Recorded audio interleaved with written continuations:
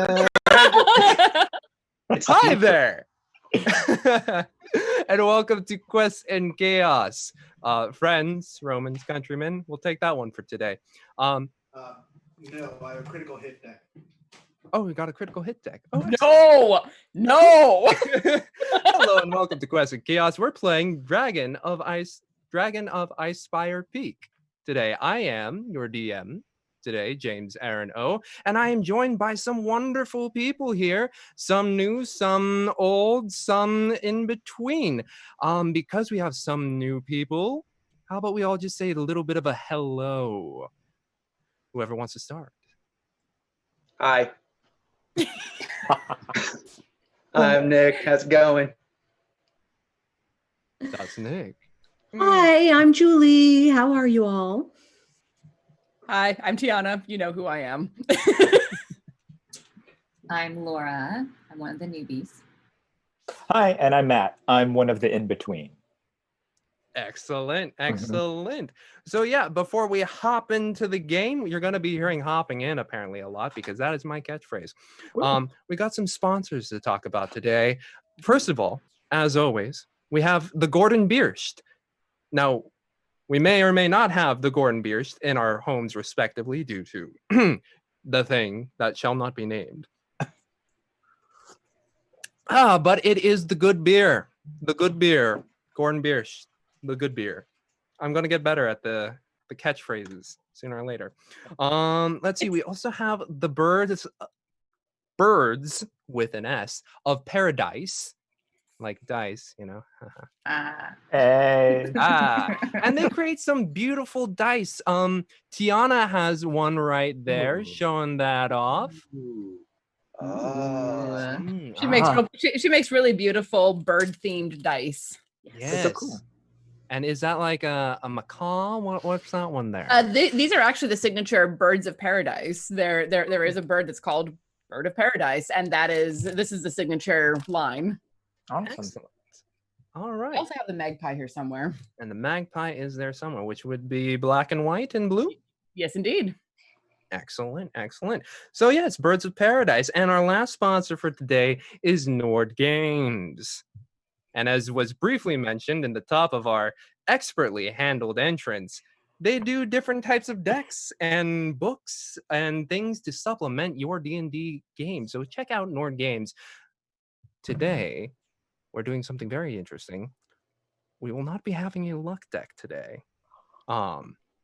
Just largely due to inability to access one right now.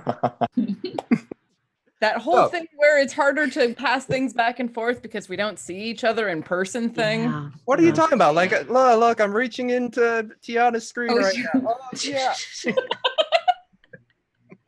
Oh, yeah. But we do still have the inspiration, which can be used for multiple different things. We do have some of the inspiration. We do have, let's see, the Baroness has given 500 bits to the players. Yay! Thank you. Thank you.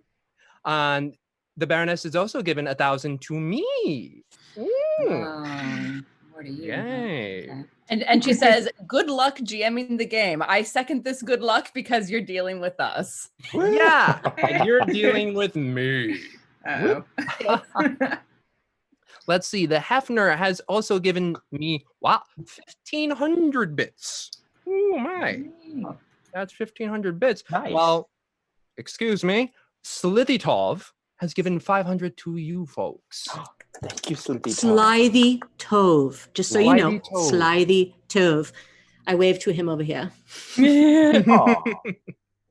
And Hefner also gave 1,000 bits to the players because he is chaotic neutral and wants to keep things as equal as possible. Yes. Thank you. Thank you very much to everyone. Yes, I should expand my chat so I can see everything. Well, and that's why I'm going to keep track of the Zoom chat. I got you, Boo. Thank you so much. And for those of you who are new to the Quest and Chaos, our bits, we can use 500, which to use a little, or 500 of is to add a d6 to a roll. Yes. Correct. You can add a d6 to your roll. You just use one of those inspirations and if you use 1,000 bits or 2 inspiration, you get a full reroll of a d20. Yes, yes. And I'm pretty sure there was like some things about disadvantage and advantage in there, which I forget, but Tiana will remind me. I mean, technically, you can use it to cancel out disadvantage because it's essentially a reroll. Blah blah blah stuff. NGC 457 has given 1,000 bits to the players. Thank you very much, Seth. Thank you.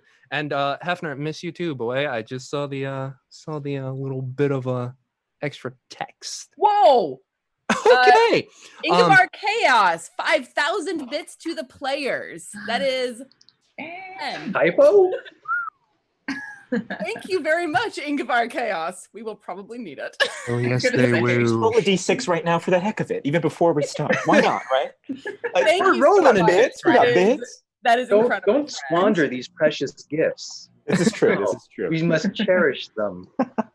No, we squander them. That's what they're there for. Oh, So we are currently at 16 inspiration on our side because of our wonderful community. Thank you so much. Thank you. Thank you all so very much. Yes, and that's an extra 5 on me. So that's 21 inspiration from all you folk. You are inspiring to us. Very Thank you much so. All right. I hit all those marks. We have done the bits. I believe we can hop in to this game. All right. I'm just gonna control.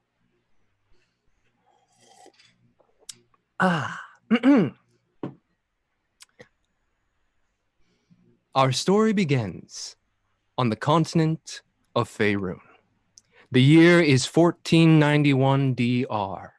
In its current iteration, Faerun is a vast land, with environments ranging from the sweeping plains of Alm to the sheer cliffs found on the spine of the world.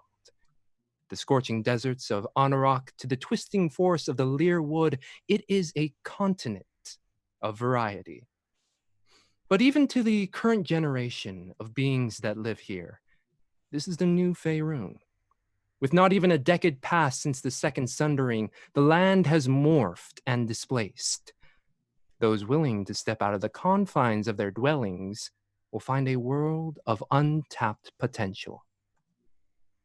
But our story starts a little smaller.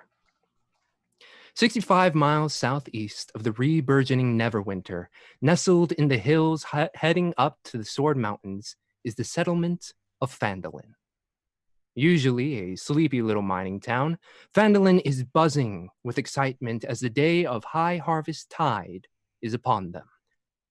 This is where our tale begins, as 5 wandering stories slowly begin to converge. We find ourselves on the 2nd floor of the Stonehill Inn, 3rd room from the top of the stairs.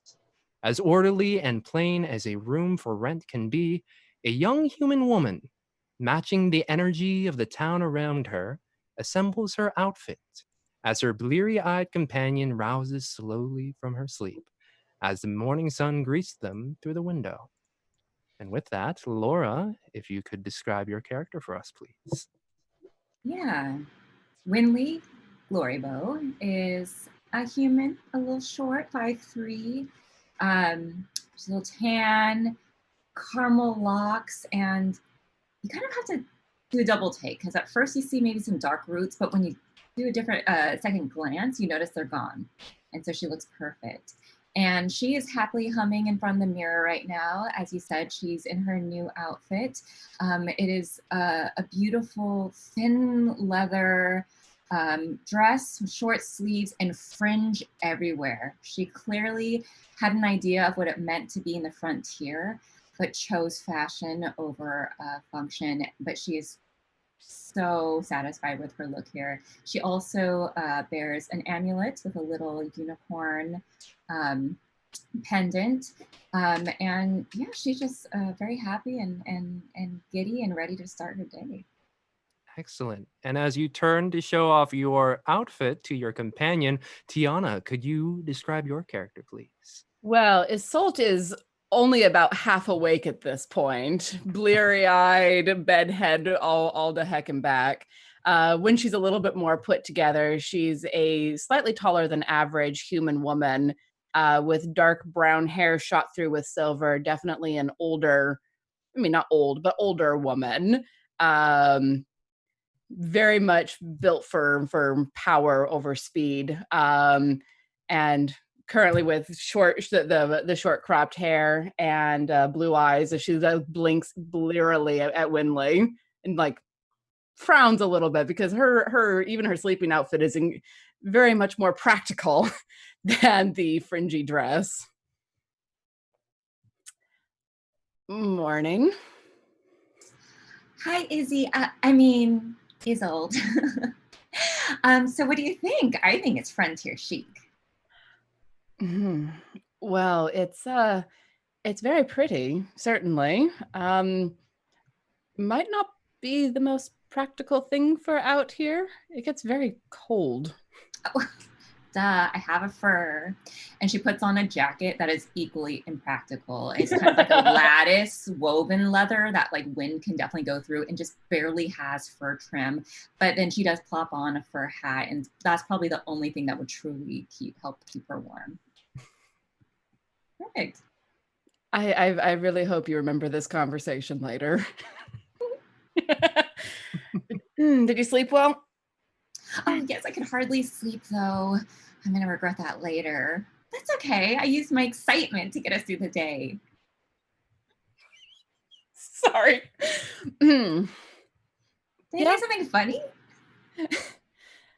I miss having that kind of energy. Just like roll out of bed, running the hand through her short hair, just be like, okay, let's get started with the day. Start, getting dressed, getting equipment on. Mm-hmm. Excellent. So you take a few minutes to don your armor, and I'm assuming you guys head out of the room?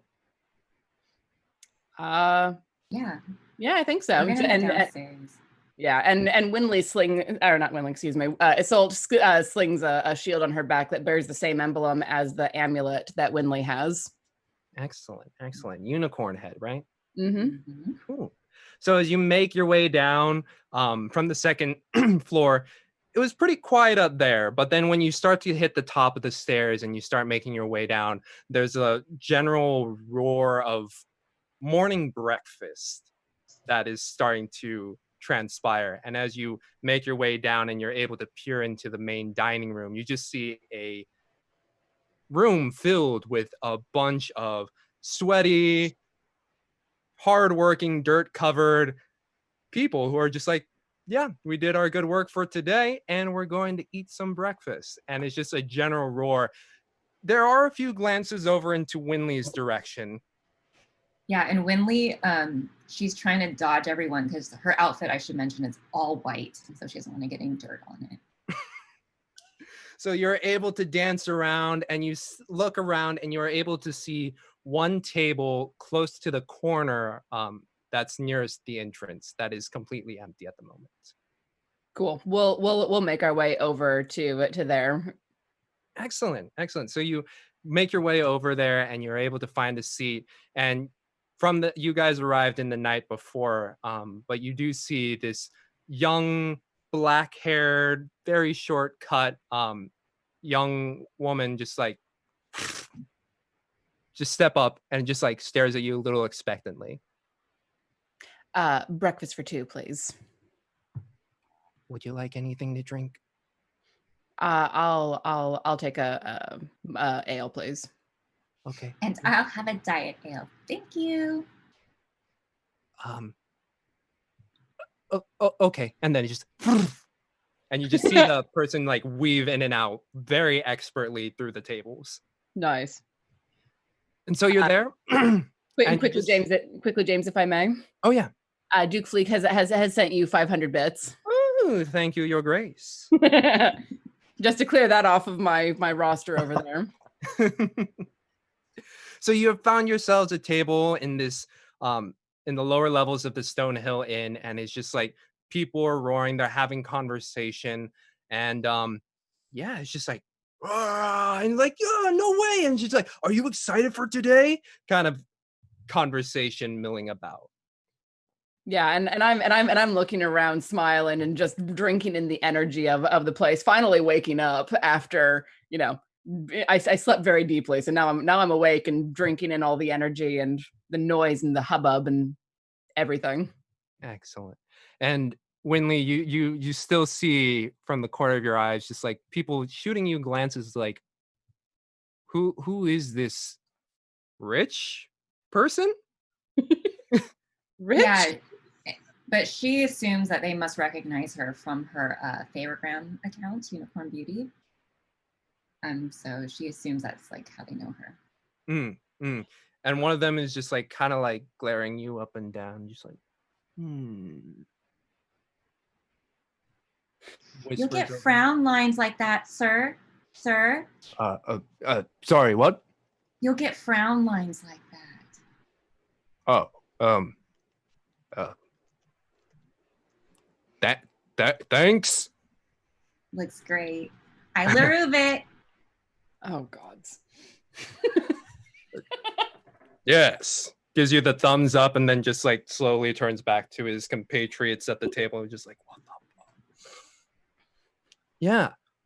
So you're there, and then eventually this spry willy person just kind of comes back with the 2 plates of food for you, as well as an ale and a second mug where it's just like places in front of Winley. It's just like, here's the diet ale. And then Thank you. Right. Shall we? And Winley starts slowly kind of picking at her food. And she takes the word that this is Diet L and she gulps it heartily. yeah, so the in front of you, it's like, it's pretty classic. It's got like a couple rations of bacon. It's got some eggs, nice hearty piece of thick bread with like hot butter slapped across. Like, because you guys are here on High Harvest Tide, it's just like some excellent food. Winley, make me a quick perception check. Got it.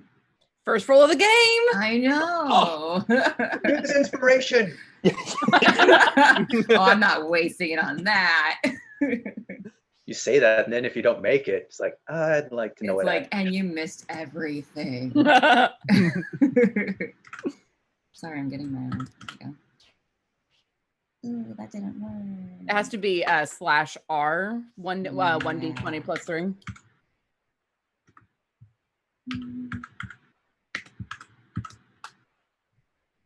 Damn. Ooh, On perception. Perfect little thing. I know.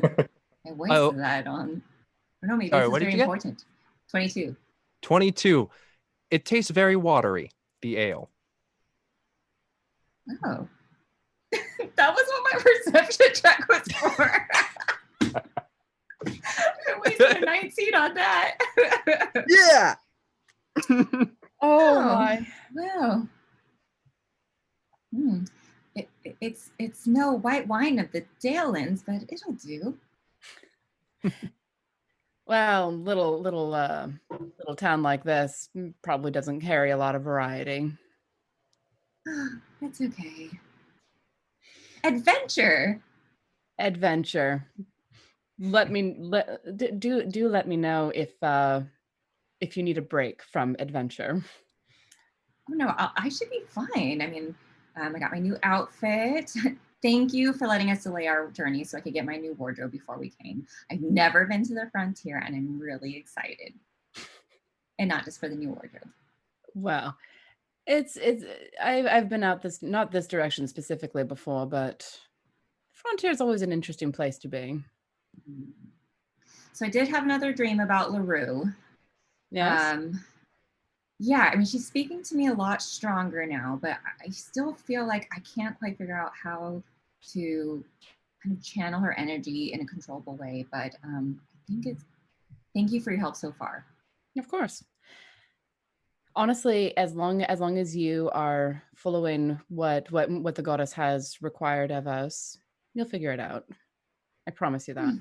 That's what I'm hoping. So as you're eating your breakfast there, it's like a nice thick piece of rye bread. It's a very hearty meal for the day to start off, especially for you two have just made your way into town the night before. But as you're eating, Winley says she keeps saying, I'm only gonna eat half of this, and like before you know it, she's like almost done with it. Yeah, it still doesn't even bother pretending. She just clears her plate. And as the plates clear, you kind of just see like you hear the and then and the plates are gone. But also you see coming along the way a coming down from not time out, excuse me, coming from across the room, you see a guy stand up and start making their way towards your general direction. And as they walk over, they make a quick little right and actually get into the corner right there by the door. And he starts talking with a dragonborn who has been sitting there next to you. Matt, if you would like to describe your character, please. Sure. Inqua Sheridan Yarber, he has a cloaked head, and as soon as this guy comes and starts to talk to him, he pulls it down and he's like, good morning, hey, how are you? And so you see as he's pulling down his cloak, he looks a little bit bigger than you would think. Of course, he's sitting down, but I'll just let you know he's 6 feet tall. He's about 220 pounds. He's got red scales down his face, yellow horns that go up. Oops, excuse me, my mic fell. Yellow horns that go up and kind of curve back towards the back of his head, and he has really pretty blue eyes.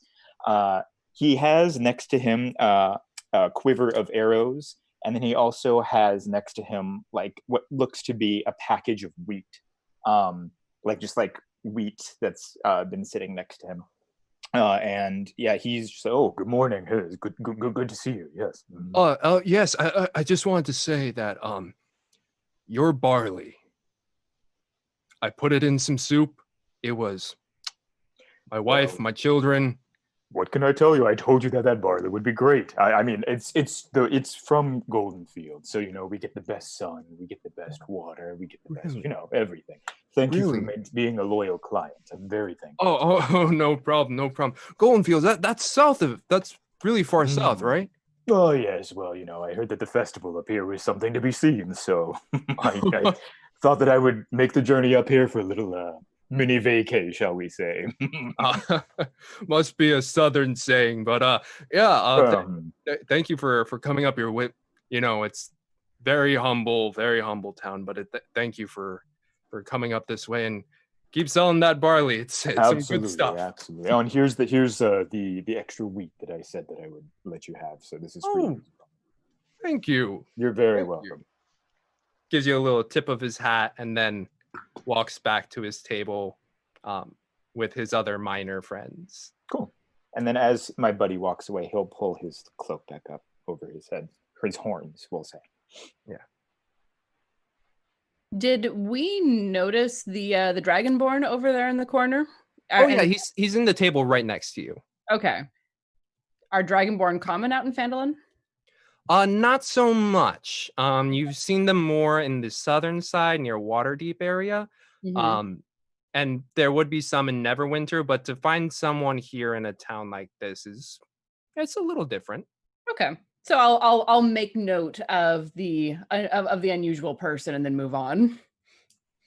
Except Winley says, Izzy, did you see his eyes? They're so blue. I wonder if they're real. Do I hear them whispering since they're right next to... Okay. Yeah, Winley doesn't speak softly. Winley's not quiet. As Winley speaks, then Inqua will just kind of turn and be like, oh, thank you. That's very kind of you. To Winley. Of course. Do you mind if I was going to ask for some local places to visit, but it seems by your garb, and then kind of looks up and down, Winley. Are you from the north perhaps? Are you? Oh, I know I might look like a local, is what you're trying to say, but we actually just got into town last night. What for? Why are you both here? Well, I mean, I just follow Isolde. Why are we here again, Isolde? We're in discussions about cold iron. Cold iron? Yes, it's one of the exports here, and for our nightly order. It's been very useful. Ah, a knight. Very, very cool. Very, very nice. Why are you here? Oh, ooh, what was that? Sorry. Go ahead. Oh, I asked why you're here. Oh, well, I'm actually here for the harvest. I own a farm down in Golden Fields, and I don't know, it's the first time I've kind of sauntered up north. Haven't noticed very many friendly people around, to be honest. So it's nice to actually speak with people who give compliments once in a while. So I thank you again for that. That was very kind of you. Why don't you come and join us for what remains of breakfast? It's always good to keep friendly folk around. Oh, I won't be a bother. Not at all. Oh, lovely. Thank you so much. And then he'll stand up, and as he stands up, again, he's like 6'1", and then this big hulking thing, and then he'll just kind of scurry his way over and then kind of plop right in between them at the table. Excellent. So yeah. Oh, sorry. Go ahead. I just want to say that we do quick introductions around so that we all know each other's names, but we don't have to role play that. All right. Yeah. So you're able to like say your hellos and all that. It's a little cramped with the with this large dragonborn by your side, but you're able to find a way that is able to shift things around. So that way you can all fit in the table quite comfortably. Mm-hmm. So yeah, as you're conversing, talking, getting to know one another, you just hear at the entrance just like a ting-a-ling-a-ling-a-ling-a-ling as the door opens, and two people emerge from the doorway, and they both have their packs still on. They just arrived, kind of deal, and they're looking around, and that would mean that Julie and Nick, Julie, how about you describe your character first? Okay. Well, my character, Darjan, is a high elf born. She has very pale white skin with blue highlights. She has sparkling silvery hair with blue and purple highlights. She's wearing a very sleek leather pants, dark leather boots, a black shirt, a purple vest, and a blue cape. And she has this feather boa that she likes to play with. And standing right by Darjan, Nick, if you could introduce your character. In stark contrast, you see a rather tall, well-muscled young man with matted black hair, very unshaven. Where her skin is pale, his is more pasty. He has resting dead face, and he has a very faded. It was a once blue, now basically dark gray tunic with a coat of chainmail, which he tries to keep clean, but you can tell there's still like bits of grease and dirt in between. And I know I've at least given you one favor to try to get that done, but It doesn't have to be perfect. It just has to work. and so we are surveying the room, and I'm looking for people who are cute, good looking. Who can we associate with? Let's focus on getting a room. I mean, look at all the people here. Wouldn't surprise me if they're. Oh my! No. Don't look. Don't look at the. What? Look at what she's. It's stark white. What is that? Crazy? What is she wearing? Don't look. I can look without them knowing I'm looking. Well, remember? Yes, you're very talented. I'm gonna go see if they have a room. No, give them my name because they know I'm going to be performing. Okay. I'll head up and see if they've got some. Yes, and this is when you notice that, when I'm turning and everything like that, I have a ukulele lute on my back, and a pan flute, and it's obvious that I have some skills. Ukulele. You got like a mini ukulele lute, a ukulele. I can't believe you just pulled that out. That's amazing.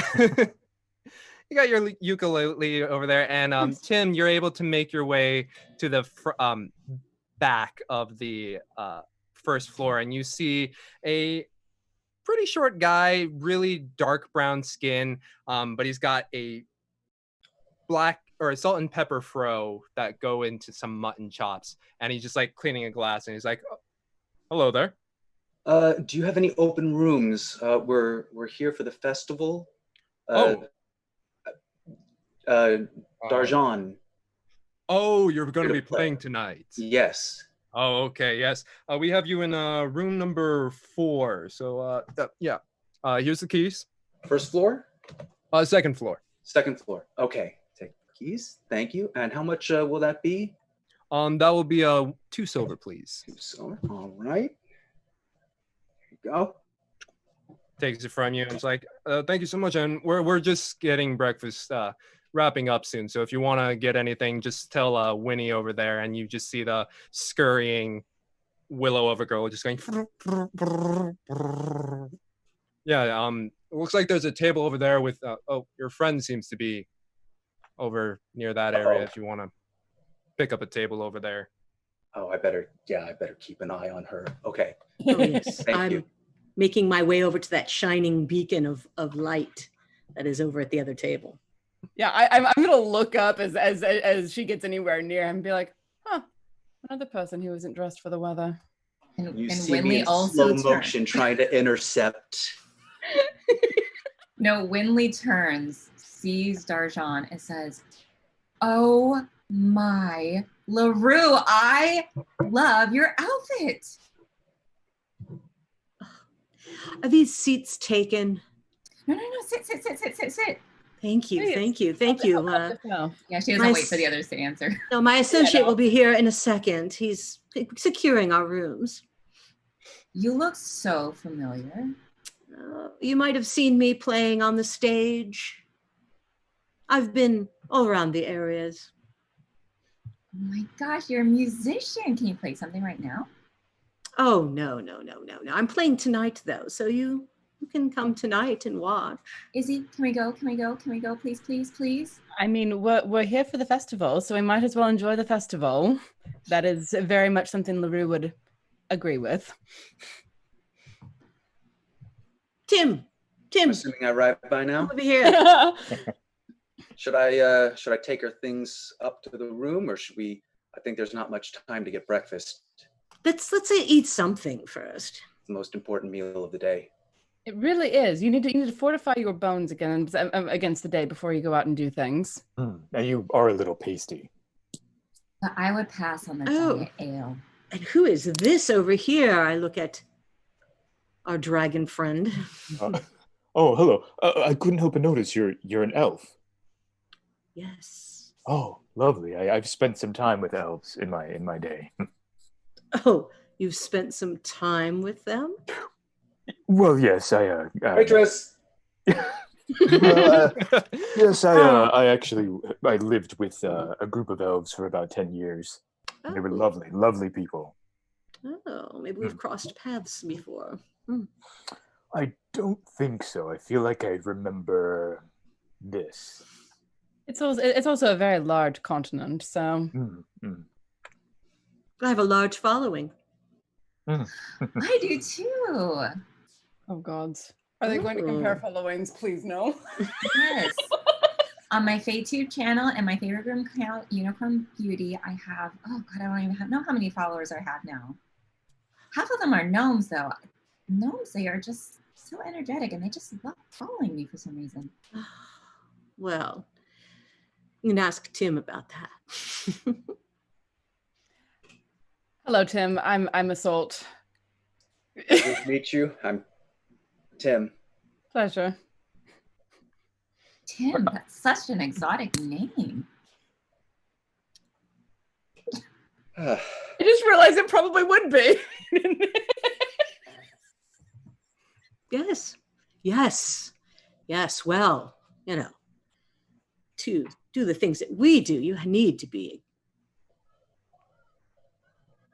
You need to be what? Exotic? And everything. Different. Ah. You have to be very different to be us. So are you two together? Like, He's my associate. Lovely. Oh, you're here to perform for the festival. What sort of music do you play? Well, I tell about the adventures we've been on. What kind of adventures have you been on? Seeking treasure and Ooh. yes, from high places and sometimes low.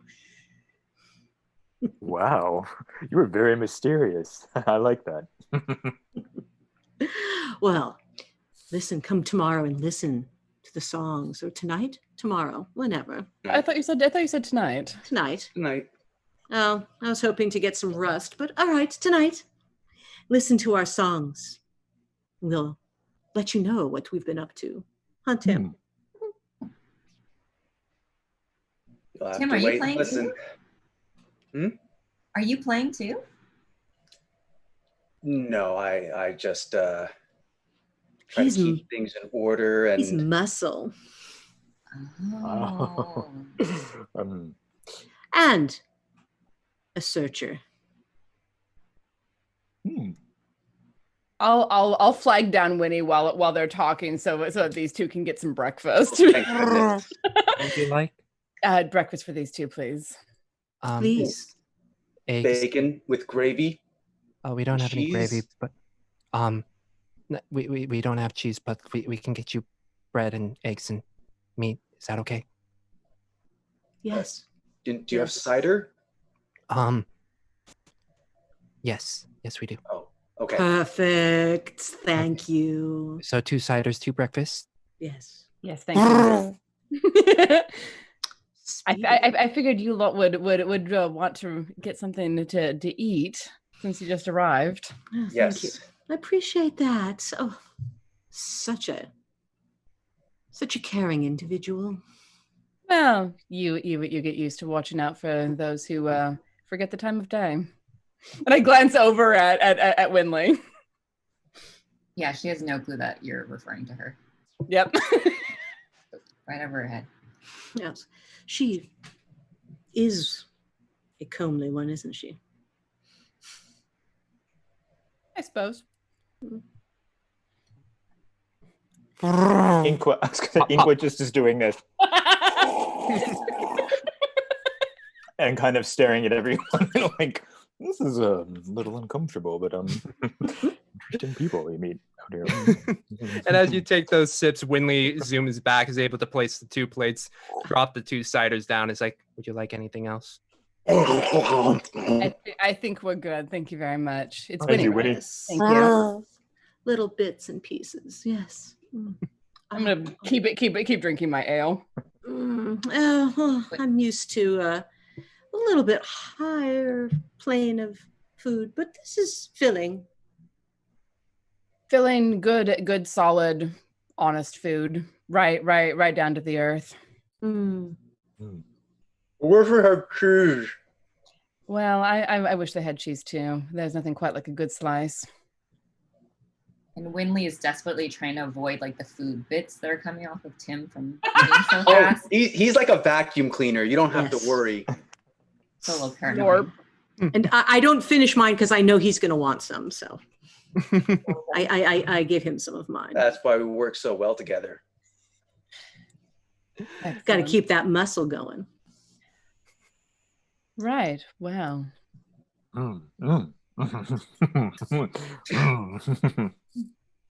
And as the conversation is kind of like, you hear from the back room just like a large loud thuds going, doof, doof, doof, doof. And this big, tall, broad-shouldered, completely bald man steps up like, has to kind of duck out from underneath the back room doorway, and he's like, "What are you all still doing here? There's a festival that needs setting up. Get going!" And then you just see this broad guy just standing there and posing, and then all the people just kind of like whoop, whoop, start making their way out the door, and he's like, come on. And he turns over to Toblin, the guy or the main innkeeper holding the glass, and he's like, this is what you get when you get a bunch of miners. No respect for the festivals. He starts cleaning the topware. Squeaky, squeaky. Yeah, I'll give it a moment to let all of the people go out before standing up and slinging my shield back onto my shoulder. Well, Winley, I think we have a job to go and do before we can enjoy the festival. Okay, as long as we're back for the concert. Yes, I hope to see you then. I promise we'll be back in time for the concert. What are you all doing still here? We're going. No. Hey, Toblin, why are they still eating? He's like, Merkel, relax, okay? They're guests. And what is that supposed to mean? Everywhere here in Phandalin works. And he like rushes over, picks up the 2 plates that Tim and Darjan are still working on. He's gonna lose a finger. Wait, sorry, what? He's gonna lose a finger. Roll for initiative right now. The bar fight begins this way. No, see, you sleep in my inn. You also work in Phandalin, okay? Okay. You haven't slept in your inn. I'm working tonight. Oh, are you the musician? Yes. Oh. Then you can still go out and work then. All right, all of you out, come on. Hold on, what sort of work are you talking about? Toblin walks over. It's like, I'm sorry, my husband, he comes from the Dale lands. They're all about the work, just festival is almost ready to set up, but Merkel here always trying to find ways to make more work happen. Wait, like, if you're from the Dale lands, you must know my parents, the Glory Bows. Oh no, I came here around 20 years ago. Oh, yeah. We weren't there then. Yeah. Sorry, but you're from Dale lands. Yep. But I came here to study under Isolt here. Ah, I see. Well, if you're from the Dale lands, you will understand that we got to do the work that is before us. Oh yeah, we were very hardworking healers. Oh. I'm just gonna like cough and cover that with the Giuseppe nail. Yes, and I will be practicing for tonight's performance. So. And I'm gonna clean up and go to bed because we've been walking all night. I gotta go back to my cart and finish getting rid of my wheat. I gotta sell all the rest. Tolan walks out and he's just like, how about you guys just take a step out? Merkel's a little high harvest tide. He's both excited and a little, just don't worry about it. Just come back in a couple hours and enjoy the festival. It's about to start up and all that. So we haven't even taken our things to our room yet. If you don't mind, I can take those up for you. Room number 4, right? I gave you the room. Yeah, room number 4. You're brilliant, friend. Thank you. And I'll like tap Winley on the shoulder. I'm like, come on, let's go. And not wanting to be left at the table with Rajan and Tim at the moment, he'll also be excuse me, Isolt, Wideland, do you mind if I follow you out? Not at all. Come on. Thank you very much. The merrier. And then he'll get up and then he'll just start to scurry off. My associate needs to sleep so he can be at his best this evening. We need to have that room. Trust me, you can have the room. But like Merkel right now is just like a little bit like, and you can see Merkel behind Toblin, and he's like looking at Winnie, like fixing her up, and just be like, all right, now you go a big day, go. And Winnie just goes out. Well, we don't want to make any trouble between you two. So, Tim, Let's go. Let's go. I'm going to keep my stuff with me, though. Thank you. Oh, no worries. Sir, would you like me to take your stuff up? It's probably best if I keep it with me for Yes, now. please. Okay. Just come back in a couple hours. After he cleans some dishes, he will be. All right. Well, good luck. Thank you. Men from the Dalelands, always so hardy, high energy. And you see Toblin walking off as he tries to escort Merkel towards the back room. So yeah, I'll step out into the sunlight and just breathe in that nice, fresh country mountain air. Yeah, and it's a really nice place. And as you step out, it's in like that late summer, early fall kind of time, and it's a well-worn dirt street that you step out onto, and the grass itself is more of a yellow hue due to the summer months. And when you step on it, it makes that nice, dry kind of like crunching sound. And as you look around, and as when you came in, you notice that it's a pretty small town, about 40 or so log buildings. And it's similar to a lot of the places that you guys have kind of stepped past as you move through from, you guys are coming from Waterdeep, right? Yeah. Yeah, as you're moving up from Waterdeep, very similar. And with no kind of real construction plan, it's kind of amorphous in its assembly, with dirt roads kind of making more serpentine-like shapes. And there's very few two-story buildings. One of them is the Stonehill Inn.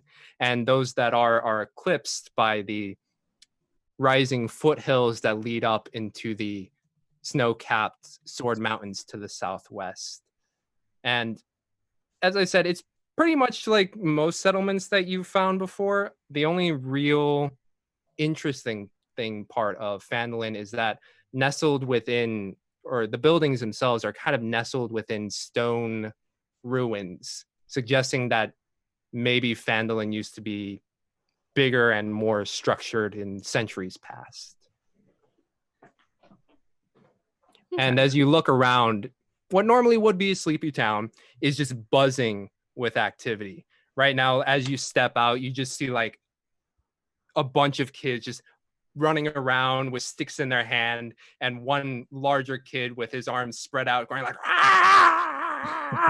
chasing them down the road. Foreshadowing. Uh-oh. We're going to be chasing children down the road? Good job. You made James spit his drink. So you three are able to make their way outside. Tim and Darjan, have you made your way outside as well? Yep. Looking for a trough or a well or something to try and clean myself up. Yeah, and right next to the Stonehill Inn, you see like a little outcropping where you can see where they have the like horses stowed away. Inqua, you notice one of the horses there is your horse. Oh, that's my hello.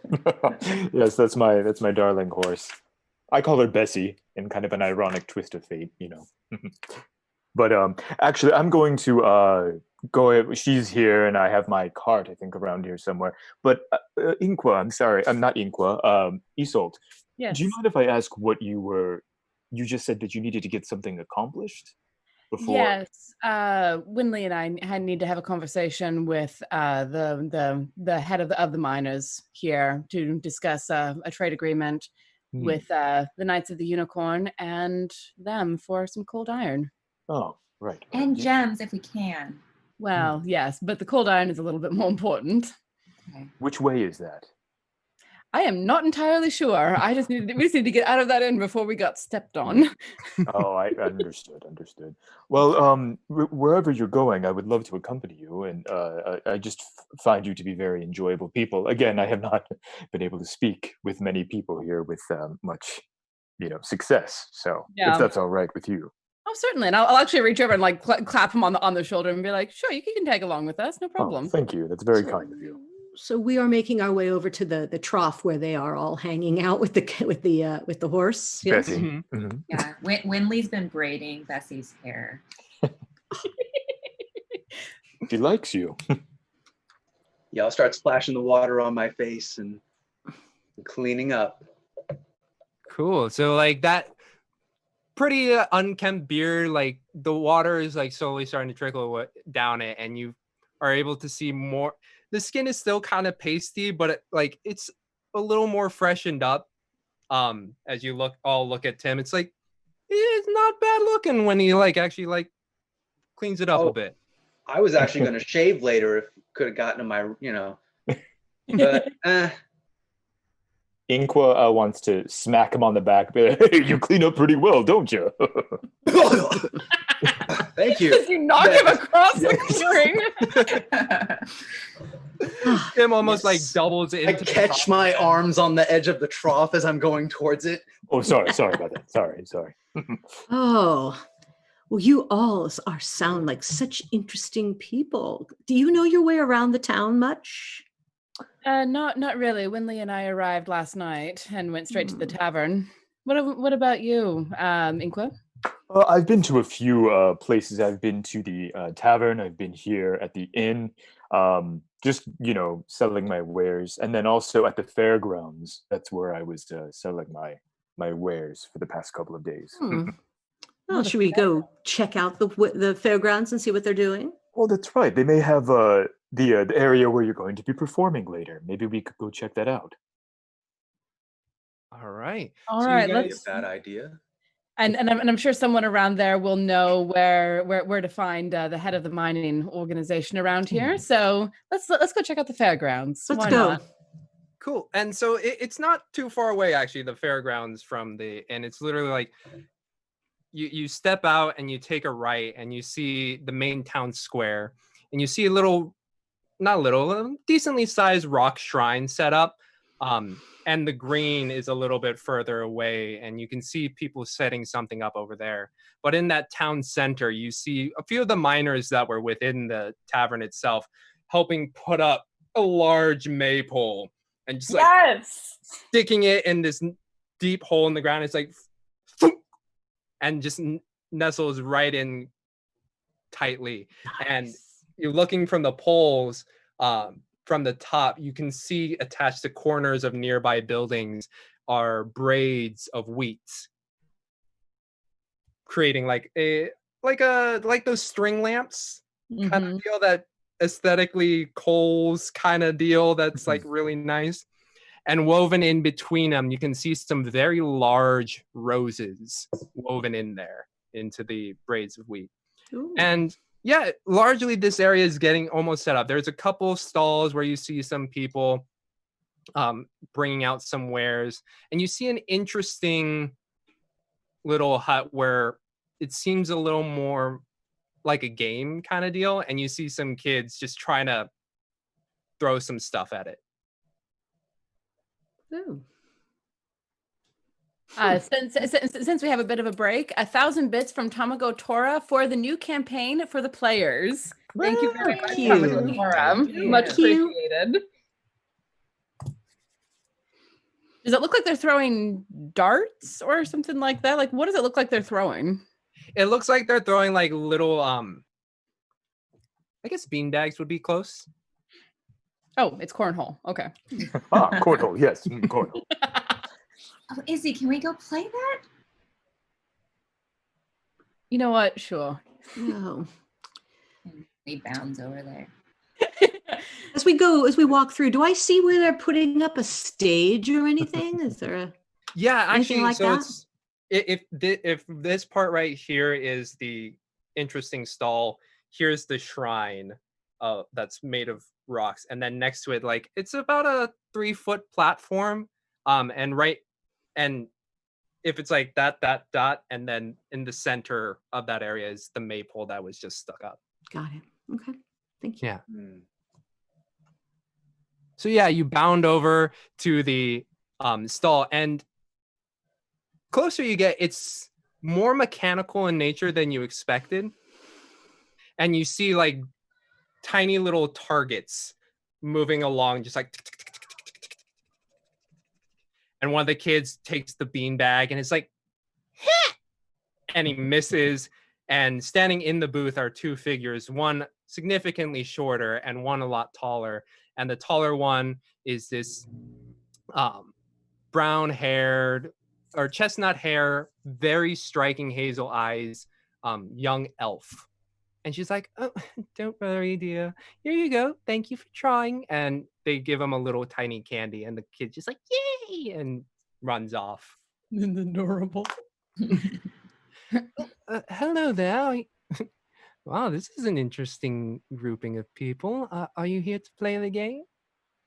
Yes. And the shorter one there is a gnome standing there with very vibrant blue hair in a pixie cut with goggles and overalls. And she's like, "All right, you want to play then? Okay. Just all you have to do, take one of the bean bags, throw it at the target. If you do, you can win some prizes." Ooh, are you on the prize list? You're cheeky. I like that. No. But I do have some things that may be interesting for some folks like yourself, if you would like to give it a go. Ooh. And Winley in Gnomish says, "I love your hair." Oh, and they speak in gnome back to you. It's like, one who's well educated. I have a lot of gnome followers. Interesting. Very interesting. Gnome followers. We'll touch on that subject a little bit later, but yes, you, my friend, and switches back to common. You wanted to play. Let's play the game. Why not? Sure. Yes. I like to All play right, games. are we all giving it a go? Yes. Let's have Winley go first. She looked like she was particularly enthusiastic for this. Sure. But I'm in line. Okay. Oh, no need for a line, dear. And Nix, excuse me, I'm Nix. I forgot to say hello. My name is Nix. Wow, accent is going everywhere, isn't it? Hello, my name's Nix. And Well traveled, I see. Jensen's disease. That's what Jensen's disease. Jensen's disease. Really, very common in these parts. I've heard that. All right, then. All right. Yeah, all you have to do, take the bean bag, throw it at the target. You hit a couple targets, you win a prize. Oh, Tim, this looks like it'd be right up your alley. Can we do a perception check on if this game's legit? Yeah, I was about to ask the same thing. I don't trust these guys. Whoever would like to make a perception check may do so. Sure.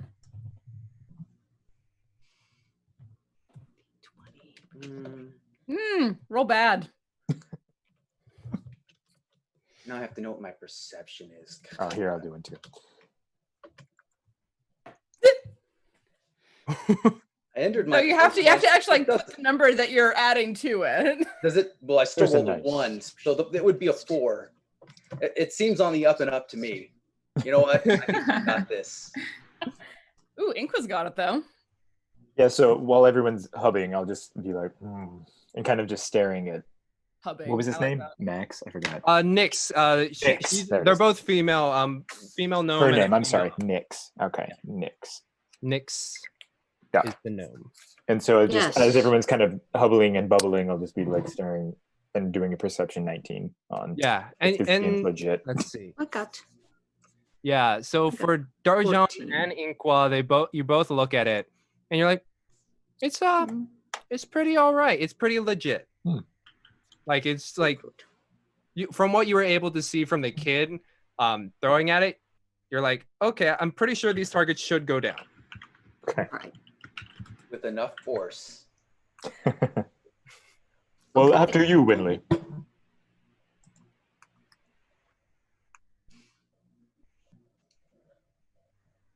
Right. Hello? Oh. She's very Right. excited. Am I rolling for this? Oh yeah. For this one, roll me just roll me a straight dex check. Okay. Hmm. Okay.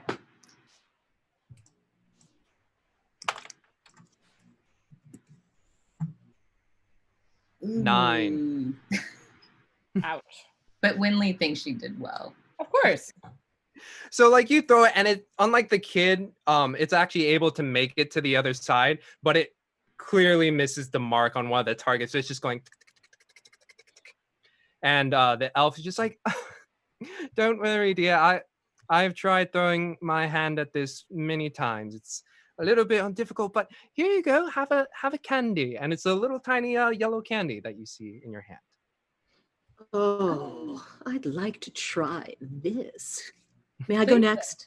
After you, Dajan.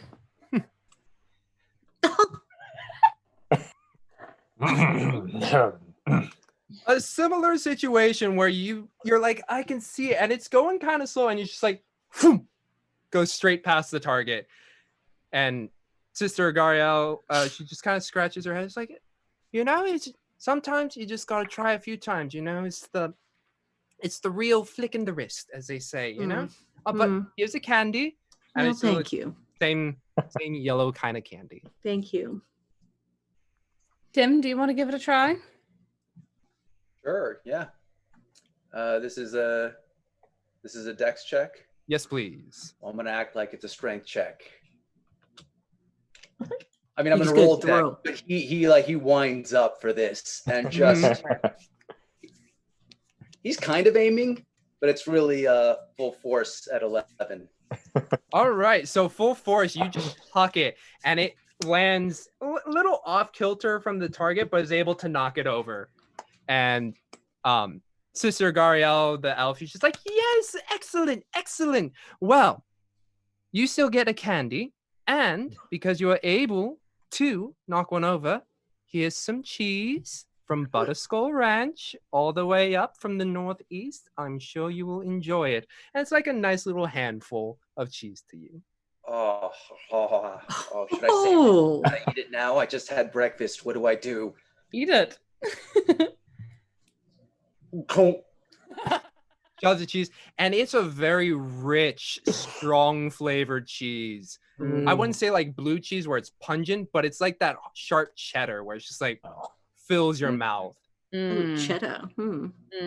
A good sharp cheddar. Hold out a piece of candy to someone. Do I see any of the kids nearby? You do see a couple of the kids who are just like looking, and it's like, whoa, he hit one. Flick it. Really? I throw the candy.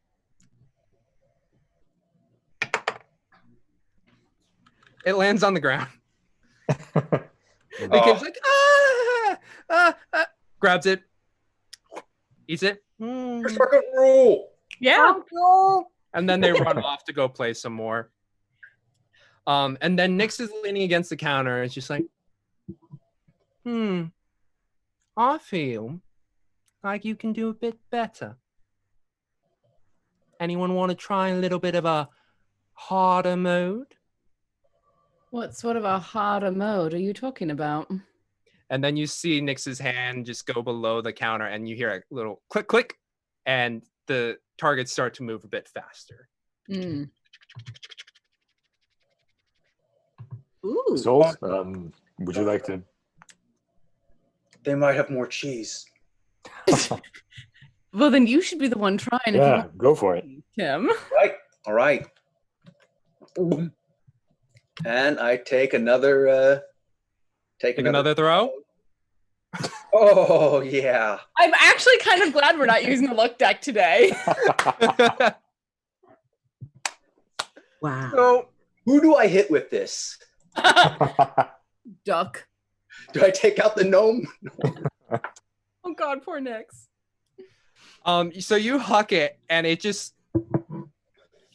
almost inconceivably, it just like, I get the cheese that's still on your hand. Oh no, that would not happen. The saliva though. Yeah, the saliva. Just like it makes your grip slip just a little bit, and it just careens straight into Inkwa's face. Oh, lovely. Oh goodness. Sheep's cheese. Are you all right, Inqua? I'm fine. I just this guy and his cheese. Am I right? Sorry. Oh, Absolutely. it's okay. And then he hits him on the back, not in a mean way, but then he like smacks him on the back. It's like, it's fine.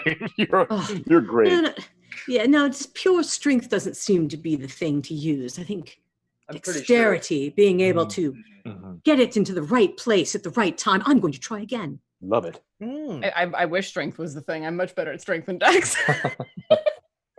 Well, my elf friend here, I think I got the thing for you. Now, I'm going to make it a little bit harder, and I'm going to put a little bit of stakes on it. But if you'd like to try, and from below, Nyx pulls out a crossbow, just like a little hand crossbow. Let's say 5 copper. And if you are able to hit 3 targets, I'll give you a little something neat. Do it. I already rolled 1 because I thought I was just going to huck it. But so I need to roll 3 altogether? Yes, if you are willing to take this bet. So 5 coppers. Yes. Okay. Yes. So you place down your 5 copper and you just grab the crossbow and latch on the first bolt and just go, and it is able to hit one of the targets. And he's like, all right, I see you. Does a little flick under it, and like the targets start to speed up a little bit more. Oh my goodness. No. You said 3. That's what. Well, I mean, All you right. did shoot it before I did the little speed up, so you got that first one for free, darling. All right. Let's see. Nice. You load up the second one, aim. Dang. All right. I like it. One more. Can you do it? Just push the up arrow, Julie. No, I got this. You don't have to type it. No, I got it. Come on. Okay. So at that speed where it's like, and that last one, you're just like with that same confidence, you just like, and it like in that split second, you don't know if it's going to hit or miss. And it just like nicks aside and just like knocks it over. Oh, great job. Very well And done. you hear some claps from behind you, and the little kids that were running around are like, yay! All right. Not bad. All right. Okay. Well, wasn't thinking I was going to be giving this away, but it is a Nyx original. And then Nyx pulls out from below the counter a little music box. Ooh. Slides it over and flips up the top and is playing a nice little tune. It's a little tinny because of the metal, but it's just like a nice little tune, just like ding, ding, ding, ding, ding, ding, ding, ding. And it just repeats over and over. That's nice. Maybe you can write a song to that tune. Ooh, that would be cool. It's quite a lovely little tune. But yeah, all yours, darling. Thank you. All right. Unless anyone else wants to give it another throw. I do have a question though for you. Oh yes. My good friend Isolt here was looking for the leader of the mining guild. mining Here in the guild. area. Would you happen to know where they are? I'm actually not from around here. I live up in Nomengard, which is about 20 miles away. They call me, bring my little contraption here to have some fun for the kids and all that. But Sister Gariel here might be able to answer that. And Sister Gariel is just like looking at the kids and be like, "Hi," and she's like, "Oh, yes, how can I help you?" I'm actually looking for the leader of the mining guild here in Phandalin. Oh, yes. Let me quickly look up their name because I forgot their name. Let's see, where are you at? While you're looking at that up, the Apollyon sent 500 bits for James for the player Nat 1. Thanks, Apollyon. I see you. And I look Amazing. forward to playing Glockenspiel tomorrow, by the way. This one's going to be fun. Ooh. Battle of the Bards. If anyone wants to join us tomorrow, Ezra Denny will be running a one-shot where it's Battle of the Bards. I'm so excited. Yes, who is the owner of the... there we go. Yes, that would be Hollia Thornton. Unfortunately, I don't know if she's open today due to the festival, of course. festival. But if you're still around tomorrow, she's one to always be working, but she does love her high harvest tide. So, probably you could find her around the festival, maybe, or tomorrow, possibly. And I'll look over at Winley and just like smile a little bit, like, you know what? I think business can wait. It's the festival. Let's enjoy the festival and then deal with business tomorrow. Winley is super excited about that. I rather thought she might be. Excellent. And as you guys are talking, you start to the noise of kids is started to die down. And you look around and there really isn't anybody near you. But you do see them gathering closer to the green over there. And you see that what they were setting up before has now been set up. And you just see some people just like looming about and just like cheers happening and people like trying to see what's going on over there. Shall we go have a look? Yes, Absolutely. yes. Check it out. Be where the people are. Thank you very much to both of you. I appreciate your help, and this was quite an engaging game. Thank you so much. Have fun with the rest of the festival. And Nyx is just like, yeah, have some fun over there. And if you ever find yourselves in Nomengard, so Nyx brought you over. Just saying. We'll remember that. Thank you. Thank you, Nix.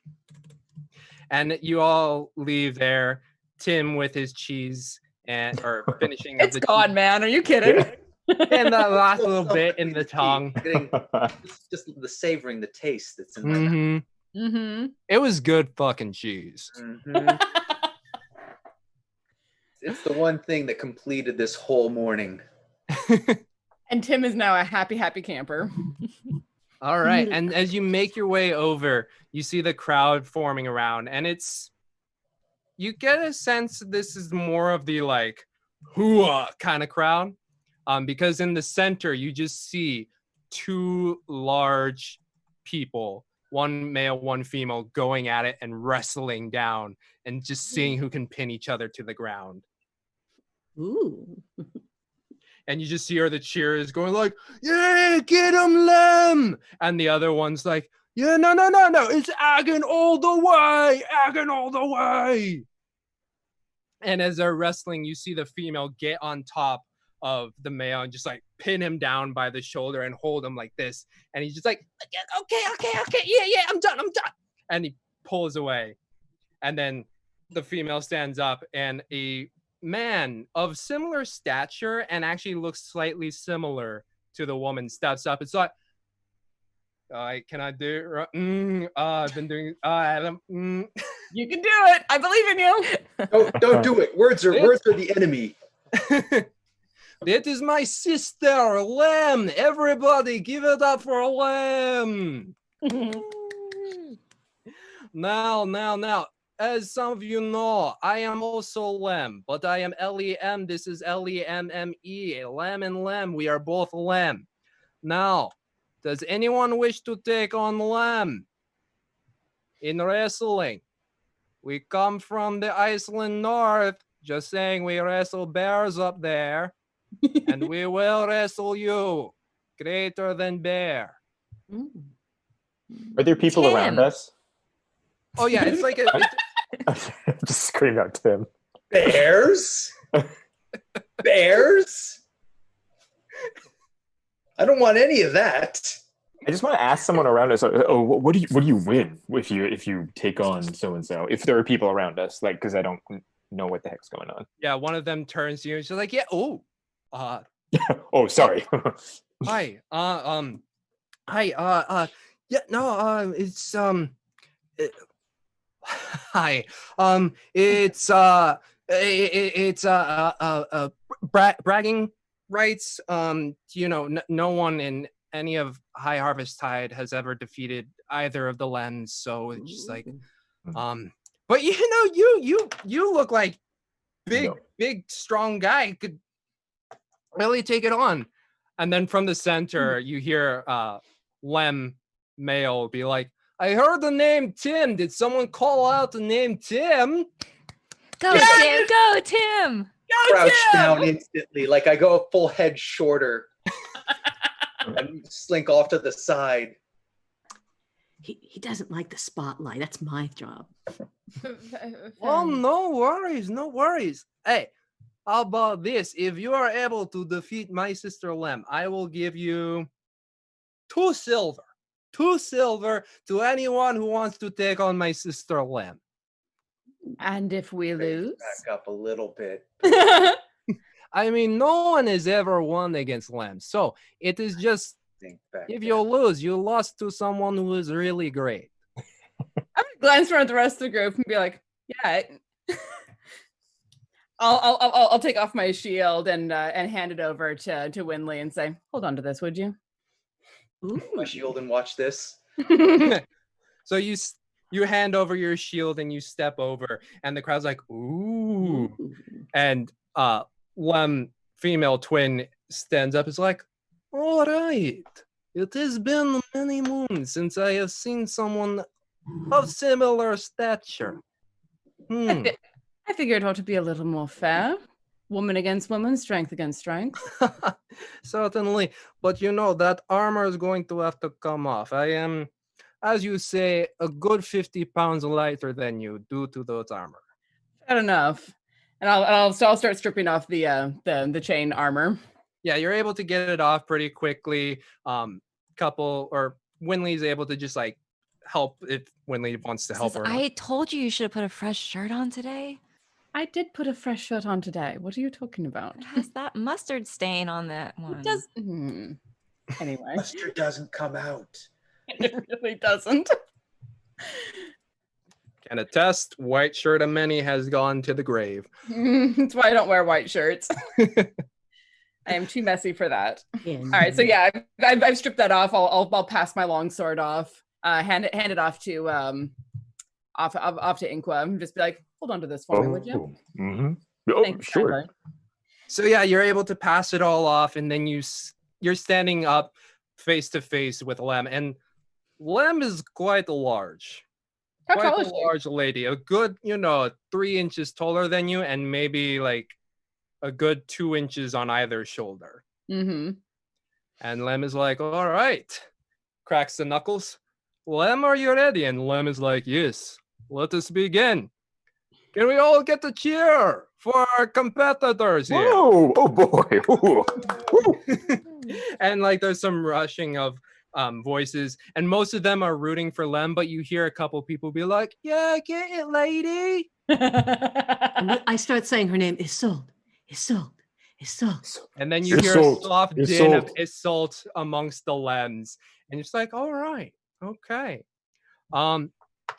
Let's do a couple strength roll-offs. Is it going to be strength, or is it going to be like grappling, where it's athletics versus athletics? I guess for her. Yeah, let's do athletics. All right. So rolling off. 13 to start. 13 to start. So you both meet and head on, and you're just like trying to get a grapple, and you feel a arm grab onto your back of your thigh and start pulling a little bit, and is able to at least get your leg off its grounding. Mm-hmm. All right, let's roll again. 24. 24. So as you feel that leg gripping your back thigh, you're able to find a way to just slam it down, and you start pushing forward, and the tilting of it, you can feel Lem giving out a little on her right side. Mm-hmm. So I'll press the advantage on that side. Press the advantage. All right, roll As again. a 9. A 9. Okay. As you feel that weight shifting to the right, Lem leans into it and is able to use that weight to get you on the bottom. Mm-hmm. And it's like a fight on the ground with you two grappling. Let's see two more. Okay. In a row or just one? At a Let's time? do one and then another. Okay. 9 again. 9 again. High enough where Lem is like getting on top of you and is about to pin you down, but you feel the weight shifting her forward and you're able to get underneath enough where you're able to flip her on her back and she's there on the ground. Last roll. Come on. 22. 22. You are able to get on top of Lem as they were trying to recover, and you are on top and you're able to make the pin. And then you just like see, hold it. yeah, Lem just like holding there and she's trying to find a way, but like no thing to move. And And you hear the cheers of the crowd behind you going, Isolt. And then Lem is just like, okay, and then taps out. And I'll release as soon as she taps out. Cool. And then Lem, the brother, is just like, ladies and gentlemen, Isolt. And I'll get up and offer female Lem a hand up and be like, excellent trial there. That was lovely. Yes, very. I like the way I tried to feint you out with the hip lowering on the right side, but you fell right into it. Very nice. I fell right into it, but did recover after a minute though. Yes, that flip over the back. Very well done. Very well done. Lem, if you could, you said 2 silver to the lady. And then 2 silver meet your hands. And I'll slip it into my belt pouch, and then I'll shake both Lem's hands very, very enthusiastically. Just that was fun. And like the cheers continue, and I want to. Inko wants to run like after she's done with her transaction, run up with her armor and like give it to her, and then smack her on the back and say, "Great job, Isolt! You did such a good job." And I'll like step out of the way so that more wrestling can happen and start putting my stuff back on, just grinning like a mad thing. So very happy. Strong. Oh. Yeah, I wouldn't have made that. I have my moments. I'll say take some lessons from that, Tim. That was good. I'm gonna stick with the sword. all right, grinning like mad lads over Isolt's wrestling victory. It's 8:30 right now, so we're going to take our break. We'll be back in 5-ish to 10 minutes. Do the pee thing. Yeah, and we'll catch you all back soon. Stick around.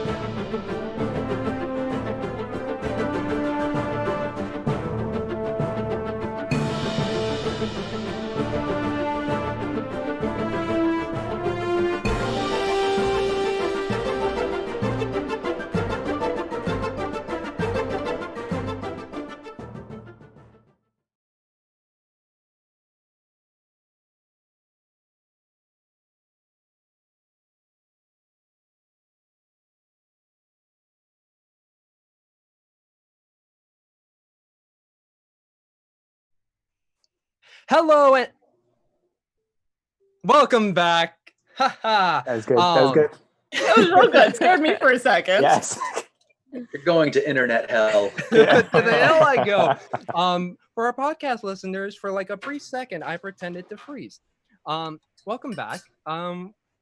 Yeah, nothing new happened, so we're just gonna jump right back into it.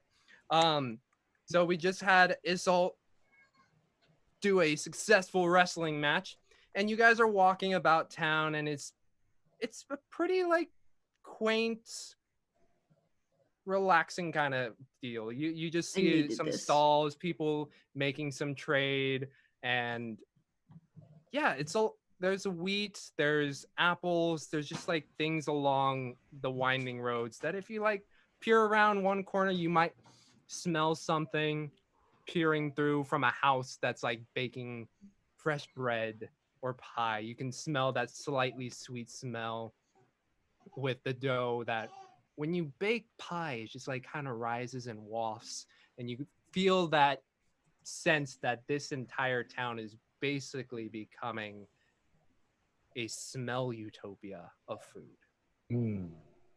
Smelltopia. Damn it.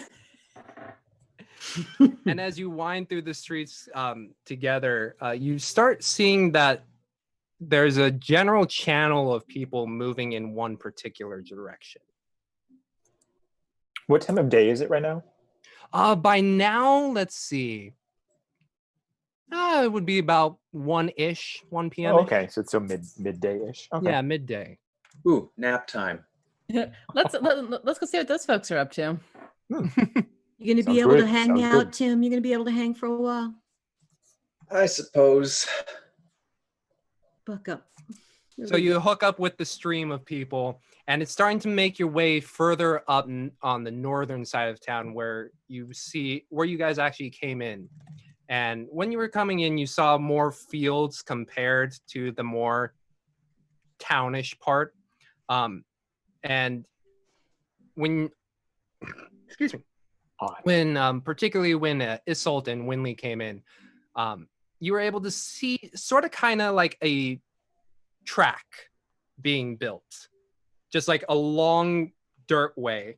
Mm-hmm. And by the time you all arrive there, the dirt track is still there, but there are several large dirt mounds that are like sloped and then plateaued off, and you see them in a line, and you see the people gathering along this fence. And when you find your way over there, you see on the far end of this track 2 racers with large horses, like massive horses, and the racers are attached to the horse by a sled, and on the sled there's a lot of weight. Okay. And you see one person like strolling up. It's like, all right, everybody, we're gonna get some good old horse racing today.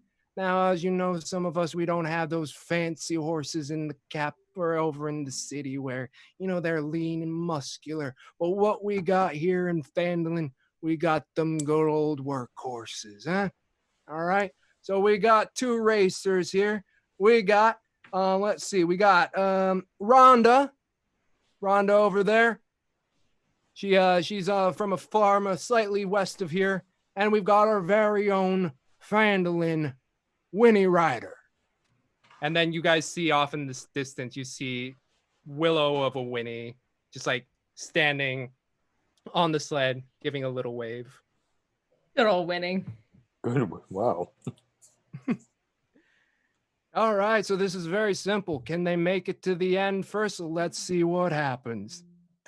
And you see the man step over closer to the racers, and you see him just like talking with them a little bit, and you hear the crowd kind of buzzing a bit.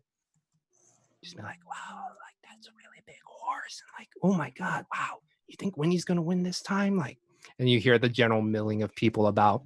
Tim, you see a nice shaded tree over to your right, by the way. I'll watch from over there. And it's on a nice little incline, so you can actually still see the track from there. but it's shaded. My eyes are open, I swear.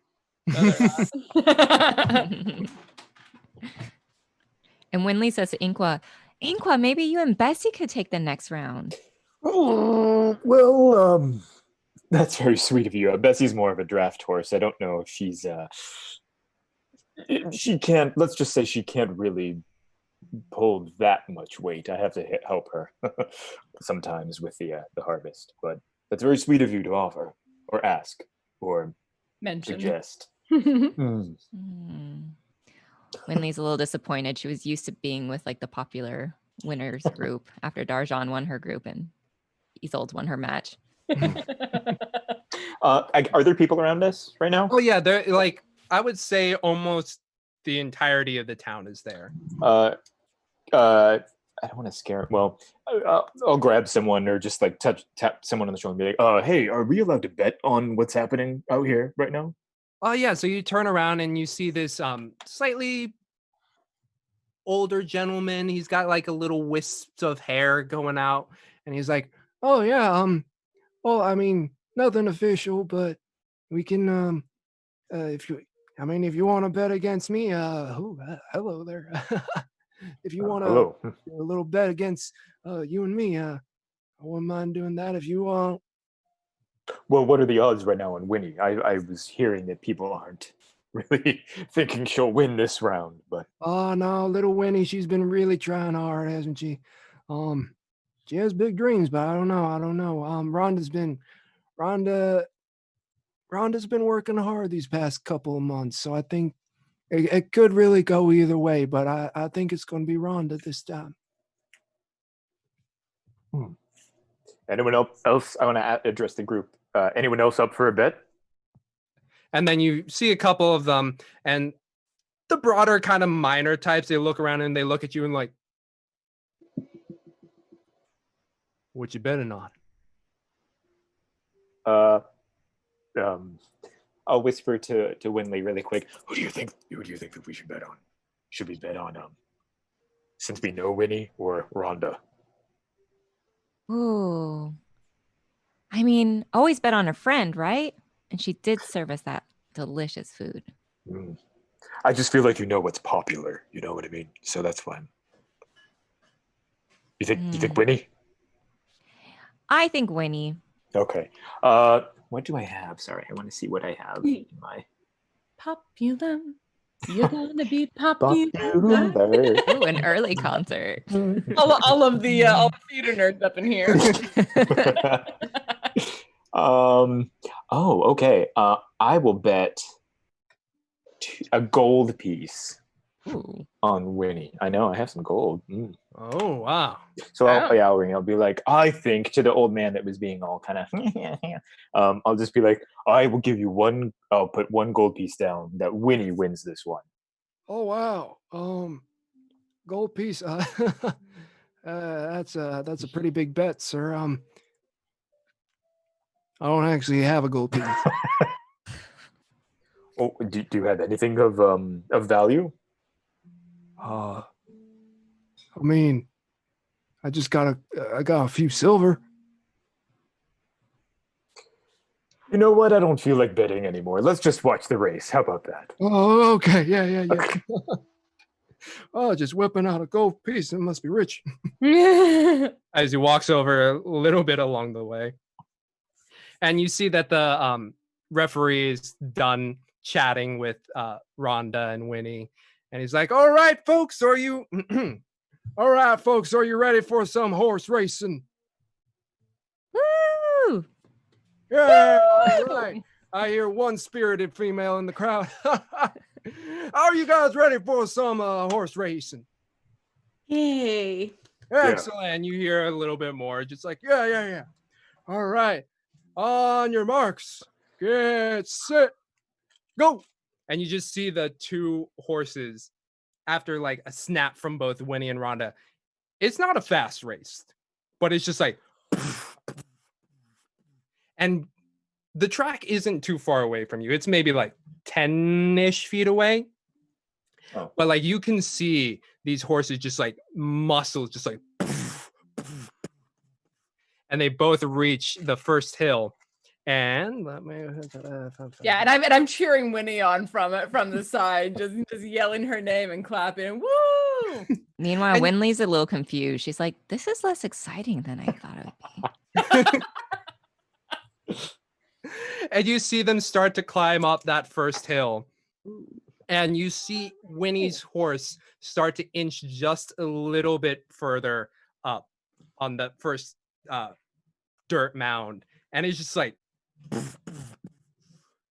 hits the plateau and it starts to go downwards. And you see the horses continue to drive forward. And it's very quickly, you can see them already starting to sweat and strain over just going like 30 meters.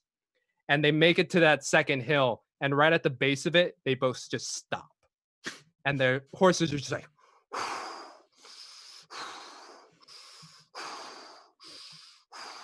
and the crowd is just like hanging on to the rails and waiting. Come on, Yell, Winnie. Well, Winnie! And at the same time, both Rhonda's horse and Winnie's horse just like start to chug, just like, and you just see them like cresting over the hill, and it's just pure raw animal muscle just gearing up, digging into the sand, pulling over and making it over that little crest. And as they start to slide down on the other end, you realize that the horses are starting to move a little bit faster, mainly because they don't want to get caught by the cart behind them. Yeah. So you just see them, and it's the last stretch. Come on, Winnie! And that like first few feet that Winnie was able to gather at the beginning of the race just held out for the rest of the way and is able to cross the line. Woo! good job, Winnie. She served us our breakfast this morning. You served mine too. Hey. And so some cheers happening, and you see a couple of the younger kids like rushing over to Winnie, being like, "Yay, Winnie!" And then the referee turns over to the crowd. And it's like, "All right, now this is where we get some interesting bits here. What we're gonna have is we're gonna get two horses, different horses, lighter loads, and if anybody wishes to give it a shot, see what they can say to their animal kind. Anybody want to give it a shot? If you win, you'll get some good old Butterskull Ranch cheese." Does Everyone looks at Tim. Tim is on the hill, very clearly asleep. He didn't perk up at cheese. Didn't even hear it in his dreams. I'm astonished. But once again, Winley turns to Inqua. You and Bessie, it's a lighter load, and you can get some cheese for Tim. I would. Okay, let's do it. I think you're right. Let's see if we can win some cheese for Tim. And I'll pat him on the back. Like, do you need any help? Is there anything I can do to help you? Well, I'm not sure what this test requires. Is it the exact same? Do we know? Sorry, I'm asking you. Do we know what it is? Like, did he explain what it is, or did he just say? Oh, it's going to be the same race. But But it's different horses, lighter load. Yeah. Well, Ink will be like, well, how about this, Winley? Would you like to, since you are much lighter, and he can't really, Bessie, she can't really carry me. Would you like to race my Bessie? Did I freeze? I apologize if I did. You did for a second there. Oh, I'll just say, then yes, that's what I thought. I will say, Winley, well, since Bessie is, can't really pull me that well, would you like to race Bessie? I can go get her for you. I would LaRouve it. And she runs over to Bessie before Ingo can even say anything. She wants to make sure Bessie's in town right now. That's going to be a nice 5-minute jog. Never mind. She realizes she's a little too far. But yeah, I would love that. Yeah, I'll wave at the guy and say, I can get my Bessie here in 5 minutes. If you allow. No need to bring your horse. We got some special racing horses just for you. Go I'll look at on, Winley. Winley deflates a little. She was looking forward to Bessie showing off her braided locks that she did earlier. And she had already kind of bonded with Bessie. Aw. Well, if you want, I feel like the offer's there. I mean, it looks like both of you are interested in racing. Why don't the two of you race together? Oh. Oh, okay, sure. Have fun, you two. Yeah. So you two are able to both get over the low fence, and Inkwell, you're getting a couple stairs, but also Winley, you're getting a lot of stairs. Yeah, I'll help Yeah. Winley get over Yeah, the fence without thank you. hurting her dress, because I'm just Thank you. it's so impractical, but sure, we'll roll with this. Yeah. So while the referee was talking, a couple of farm hands were able to pull up some not as big muscular horses, but they're still pretty toned. And they load up the sled, and they're like, all right, real simple, y'all. You just gotta give them a little kick, and then they'll go, and don't fall off. The gravel, I mean, it looks like you're going slow, but the gravel can really like scrape you up. So just keep your wits about you. All right, let's try this. All right. Scaly friend, you can take over door brick here, and then Miss. That's a interesting outfit. Why don't you take a Horson over here? Ooh, who do I want to have win? And then someone from the crowd hears you, Darjan. It's like, you wanna make a bet? Ooh, yes. Let's bet. Silver. Ooh. Right. I'll do a silver. You seem to know them both. You mind if I pick first and you pick the other? Please. I think I'll put a silver on the dragon dude. Ah. Well, that leaves me with Winley. Nice. All right. And they stick out a hand to shake. Shakes on it. Yeah. All right, folks. All right, here we go. We got two visitors in Phandalin.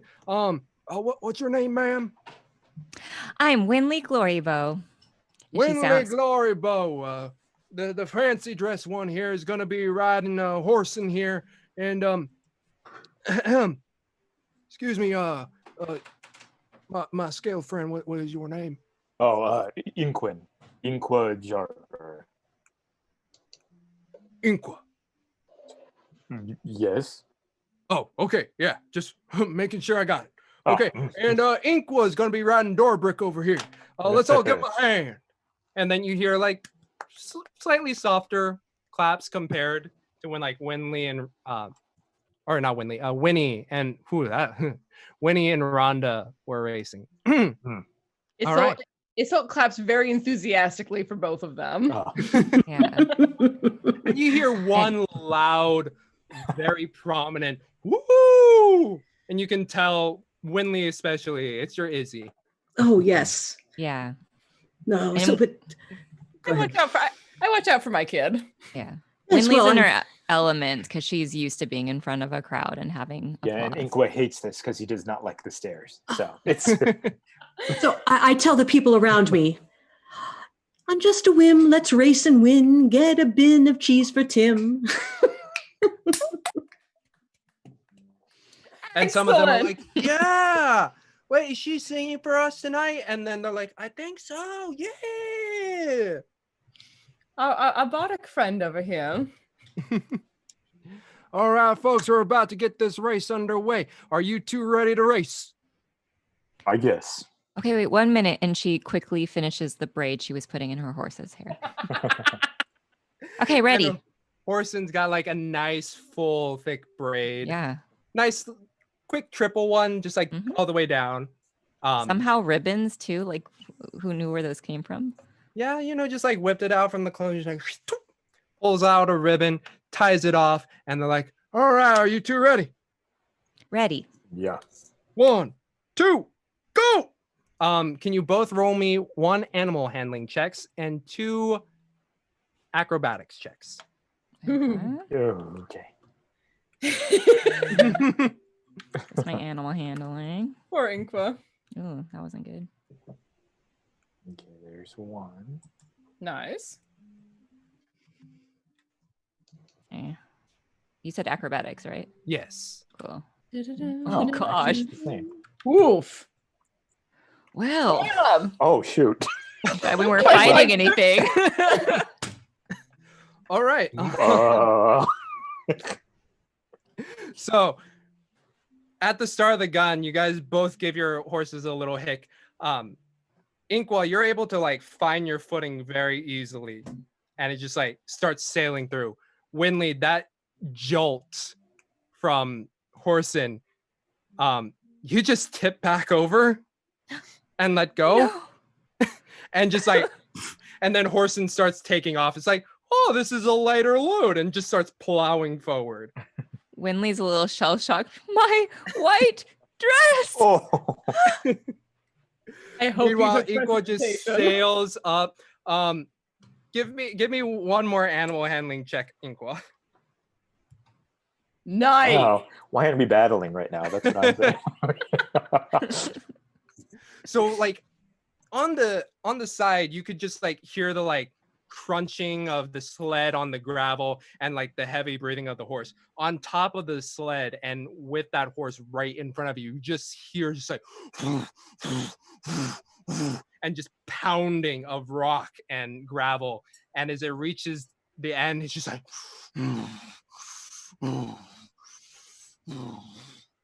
turns to you, gives you a head nod, and then just breathes.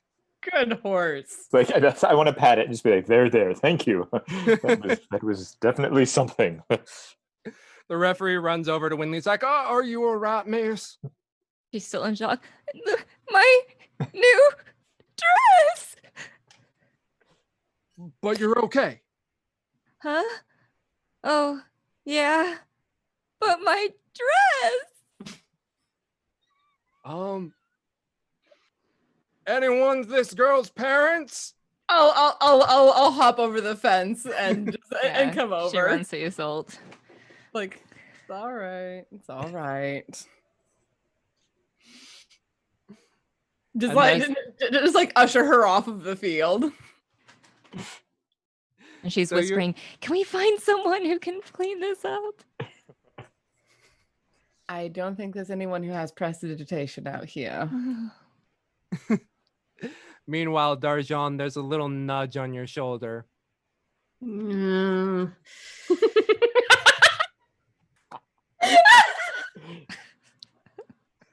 Wait, what was Thank you that? very much, I just knew the dragon folk, they're a different breed. And then he walks off, Who knew? and then the crowd starts to dissipate, knowing that the festivities of the horses are done for. Before the guy leaves, I was told there would be cheese. Oh, What? yeah.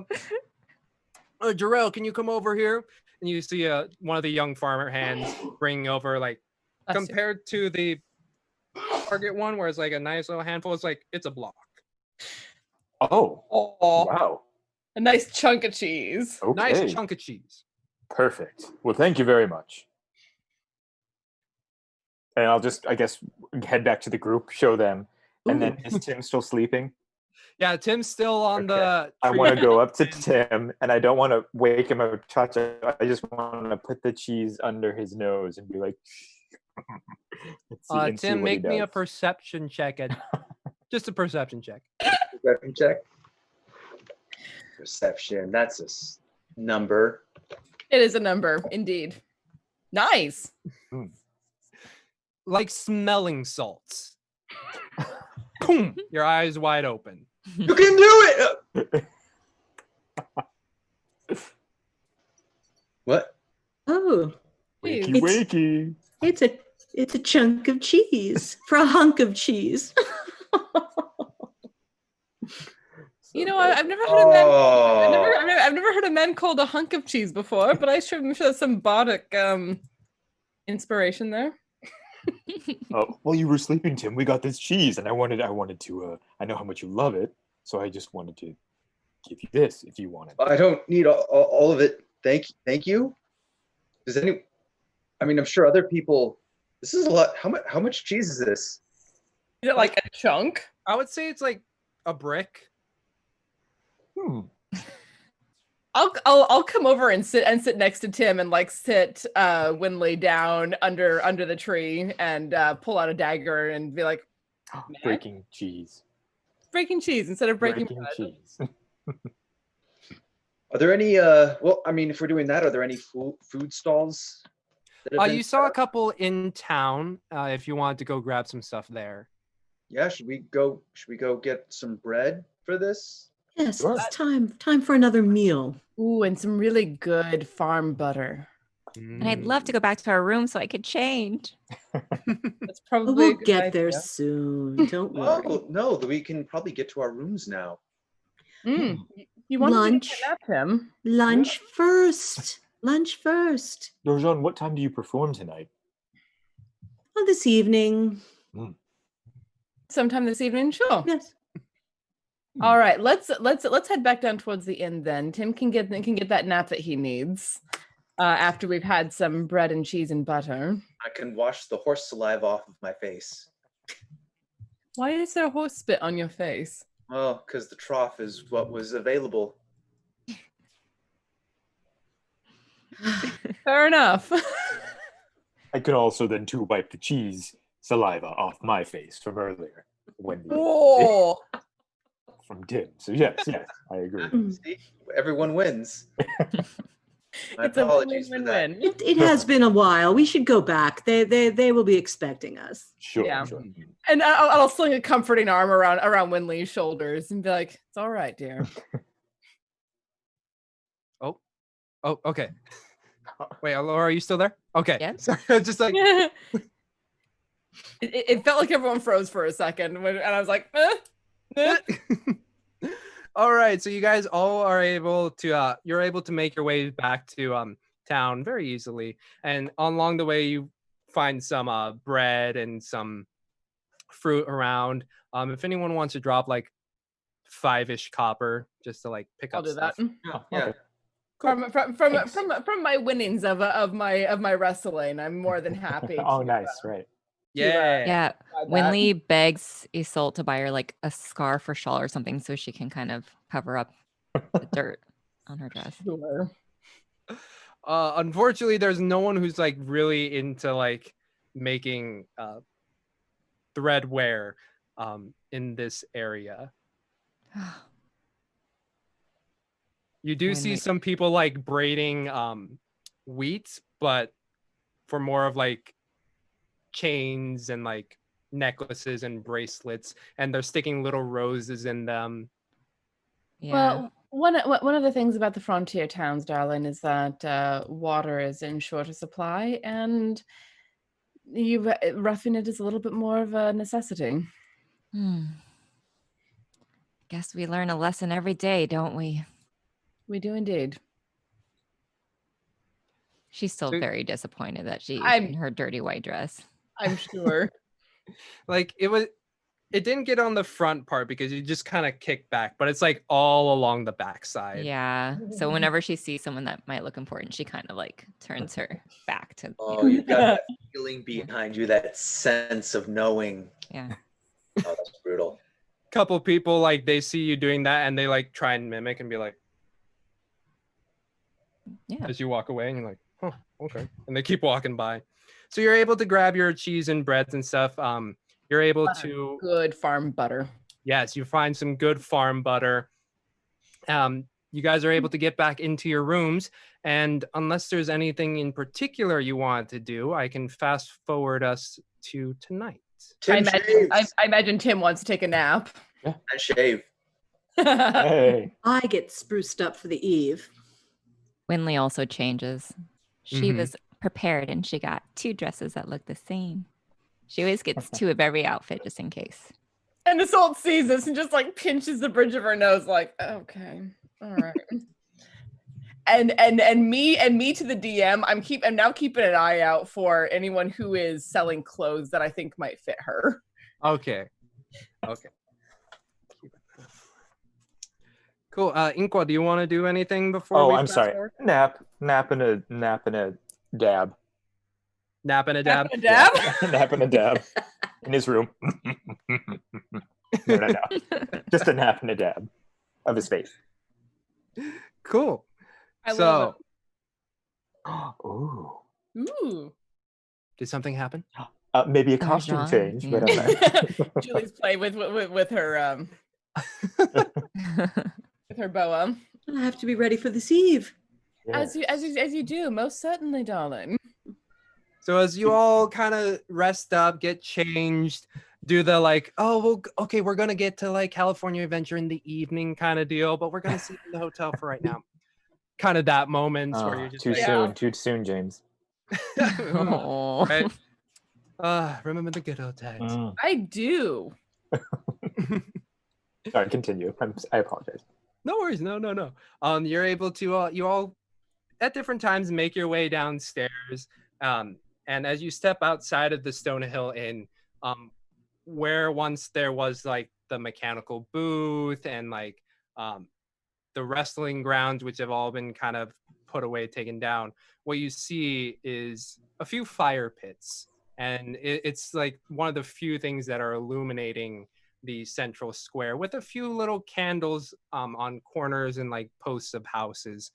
But in that center area where it was pretty open before underneath the maple, now there's just like lots of large tables set up and people like putting out food and just like laying out their spread for everyone to eventually take part in. And you see people finding seats and just like generally where it was like a lot of frivolity at the beginning of the day, it's a little bit more subdued now, like more ritualistic.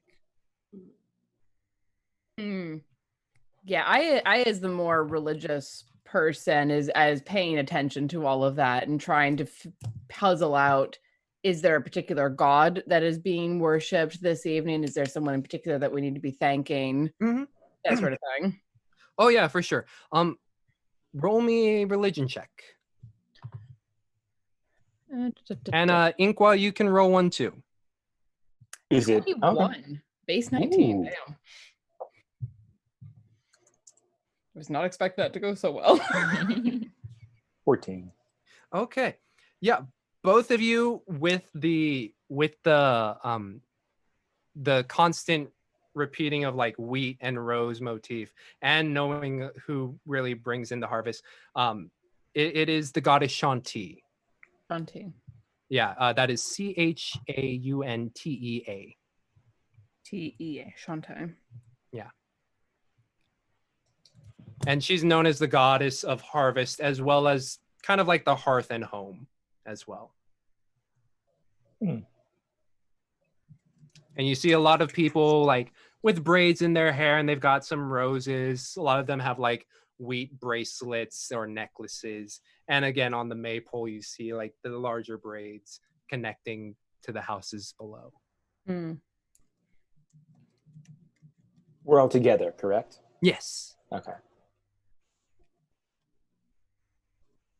Okay. Just was curious. No.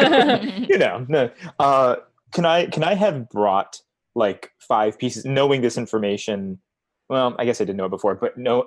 Can I have brought some wheat with me? Just because, again, that's what you harvest. And just kind of like after learning this information, just give every single person in the party like a stock of wheat, or maybe actually, can I give them to Winley and say, "Would you mind doing some of those," and then point to like some kind of fancy bracelet or something, be like, I don't know, I just feel like we'd fit in more if we, Oh, of course. And like faster than you thought she could. She's like braided everything. Thank you very much. Just so that we all have like some kind of connection to what's happening. Yeah. And you all have little, or Winley hands out all little wheat bands to you, like little bracelets. Thank you. And Winley makes note that Inqua is appreciates accessories. kindred spirit. And as the soul puts on the bracelet, I'll murmur a quiet prayer of thanks to Shantia for the gift of the harvest. Mm-hmm. Excellent. Because while I worship one goddess, I certainly understand the value of acknowledging the others. Mm-hmm. Yeah. And Winley kind of follows lead. She is definitely learning from Isolde when it comes to being religious. Okay. So yeah, just like a light prayer underneath each of your breaths. Winley a little step behind, being like, "No, John." Yeah. So actually, I'll be a little bit louder than under my breath because I know Isolde Winley is watching. Mm-hmm. To make sure that she understands what's going on. Excellent. To help guide her. Cool. Because that's my job. Notice what they're doing and give them a nod. And I'll pull Darjan aside. I don't think we're going to be able to move anything here. This place has no money. Well, we'll figure it out. I'm still going to give them the song, and maybe they can get one of the higher ups will come. That was an aside, correct? Yes. Yes. This Okay, is an just making aside. We're having our own little convo. Just making sure. Cool. And as you, go ahead.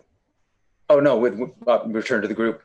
Okay, yeah. And as you return, you notice that most of the people, as they are gathering towards the tables, they're largely done. They've all found a seat, and you guys, if you want, can also take a seat. Yeah, join the group. So you're able to find a seat a little farther away, or like on the further edges of the groupings, and they're all sitting there quietly, just kind of waiting for eventually, as everybody has finally taken their seat, about, I would say, mid-30s to early 40s woman kind of stands up, and she has a long, kind of like a fishtail braid that comes over the right shoulder, and chestnut brown hair, human, and she's got a very simple frock on her and a belt across, and on her left chest area she has a pin that has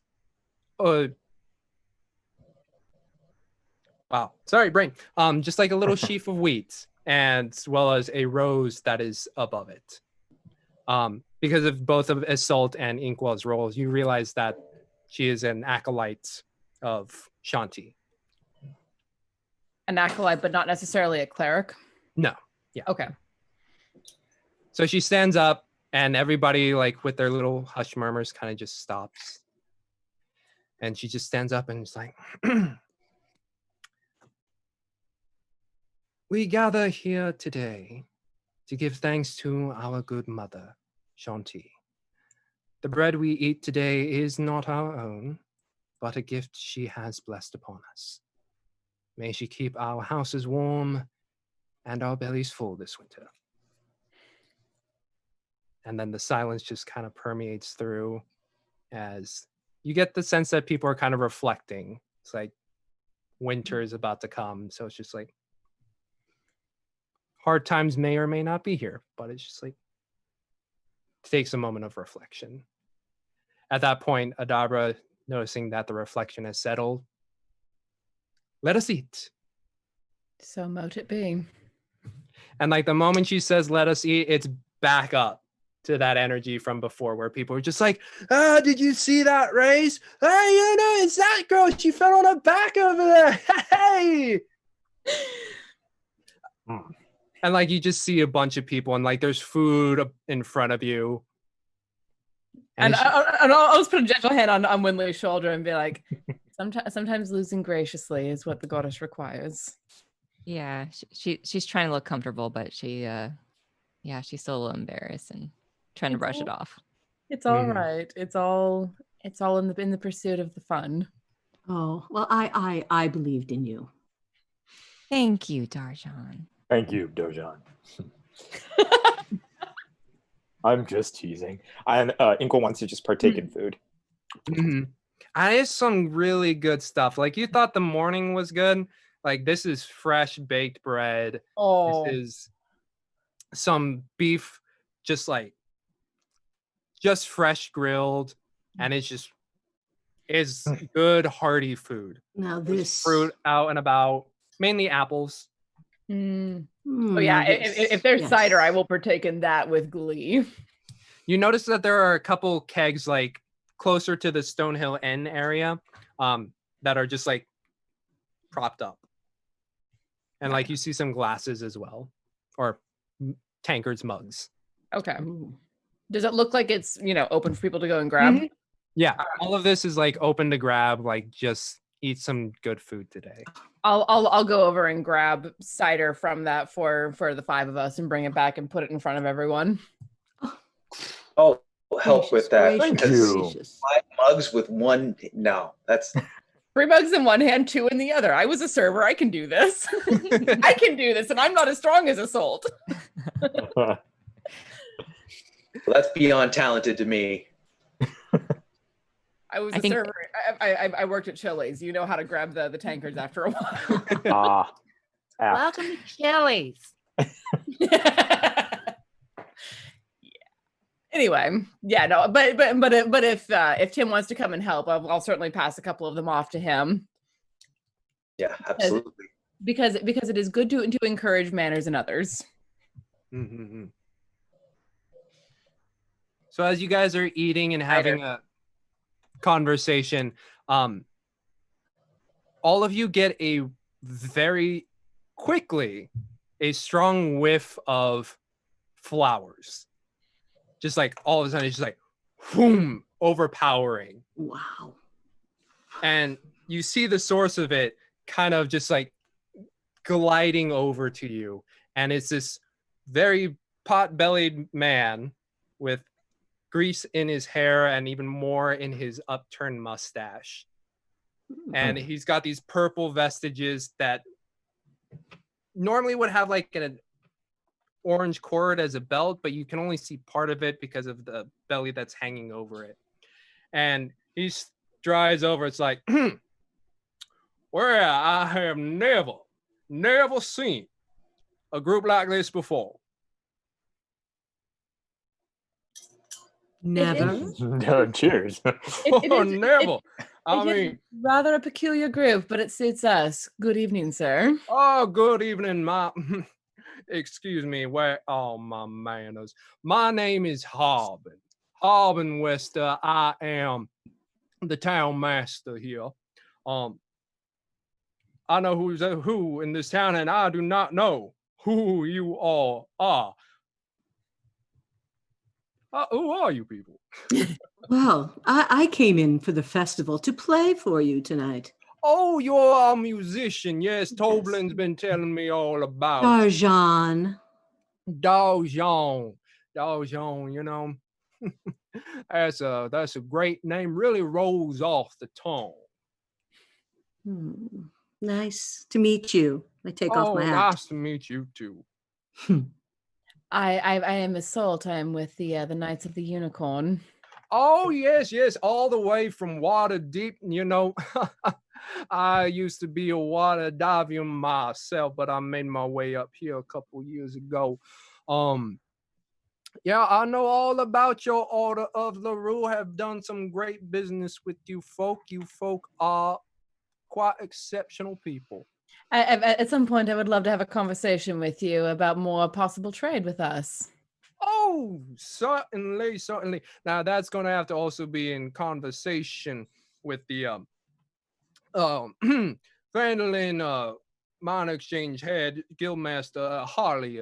She is she's the one who has more of the control, but I will gladly facilitate that conversation. That would be delightful, since cold iron is so helpful in our work.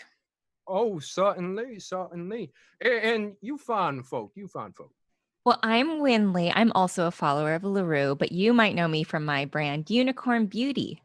It smells like you're an appreciator of perfumes. Oh, yes. I have it shipped up specifically from Waterdeep. Whenever the trade routes are making their way up on the high road and across the tribal trail. Well, some things you just can't, even if you come out into the frontier, you can't take the city out of the man. I agree completely. I can tell you have got some of that Waterdavian style. And Winley is glowing again now that she has someone who's saying nice things better. And you, my fresh saving, I can see that. Yes, my name is Tim, and I'm Darjan's associate. Oh, okay. You hear that? Oh yeah. Yes, You're my the, associate Tim. Yes. the associate of our musician for tonight, and you, my scale friend. I remember you, sir. Yes, I remember you. Now, see, I have been trying to talk to this man here for the past few days, and quite elusive he is. Well, I've just been busy with the harvest and whatnot, but it is very nice to finally meet you and dialogue with you. Oh, certainly, and if you all are staying longer than tonight, I hope you are. I certainly hope you are. Well, we have to watch Darjan perform, Oh yes, I hear musician from Silvery Moon is not only a song to behold, but a sight to behold. Well, I'm very much looking forward to this performance then, aren't I? Well, it was lovely to meet you all, and I see some folks are getting a bit restless. I think the digestion is starting to take its place.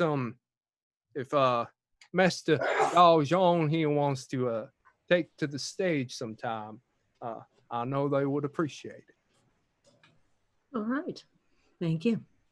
All right. Well, I will go out and about and mingle, as they say.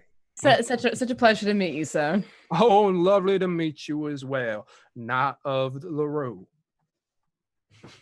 And then you see Harbin walking off. As he walks off, I want to relay to everybody. It's like, so I know he's the town master, but he's extremely wealthy. Like, I was able to see some of his shenanigans, like his garb and whatnot. Very, very nice guy. He's very, very curious, though. So I don't know. Curious? How do you mean curious? He just would ask me I felt like he was prying a little bit, but what do I know? I'm kind of a private person anyway, so. Well, what was he prying about? He was just asking questions, like, where are you from? Who are you? I don't really like those questions, so. I completely understand that. But anyway, that's all I know of him. All right.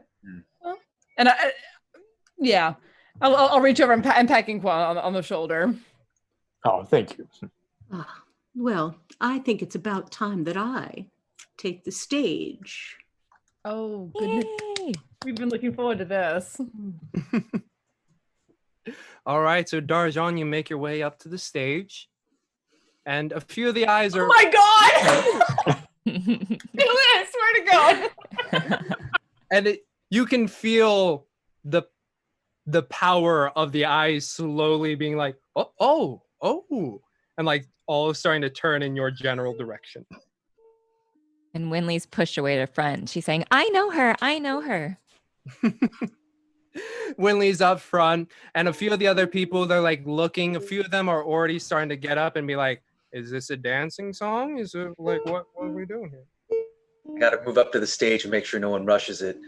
Mm-hmm. Come and listen to my song. It's very fun and not too long.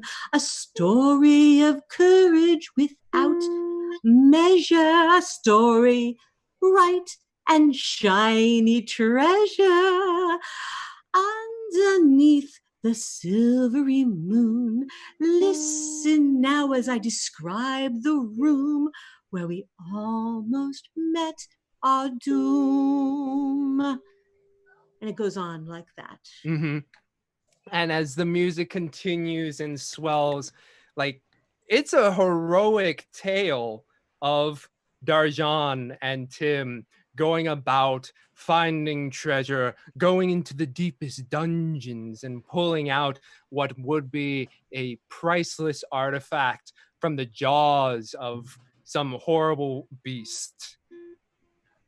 And as it continues, you find some people listening, and some of them are like latching onto the beats and are starting to like find ways to like dance to it. And it's just like a nice, yep. Mm.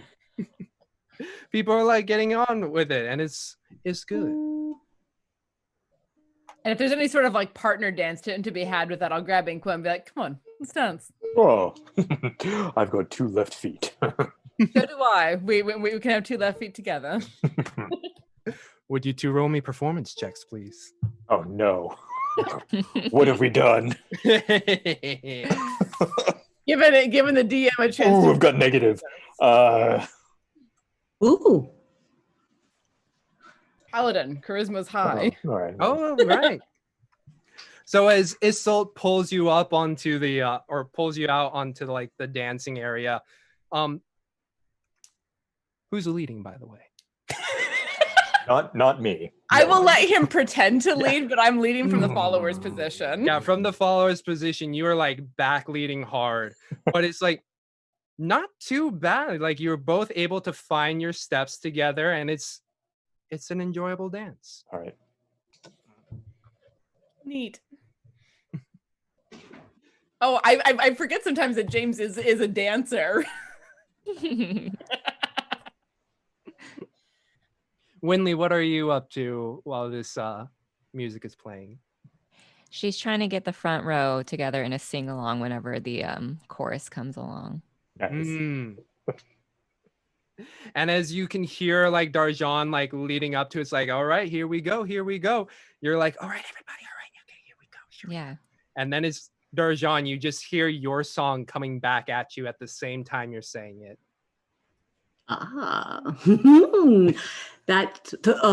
Just yes, please feed me back.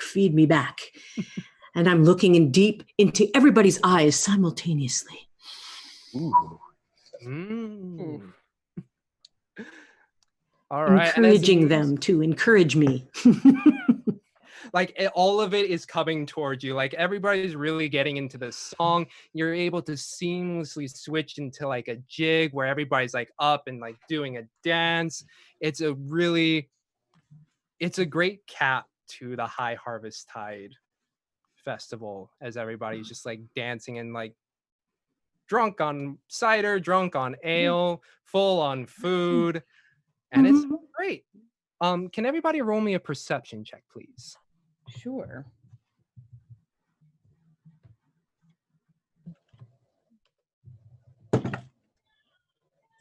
Ooh.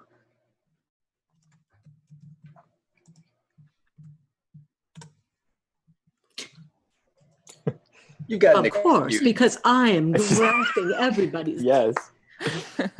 Of course. Nothing matters but me at this moment. I'm concentrating on how to dance. That's why.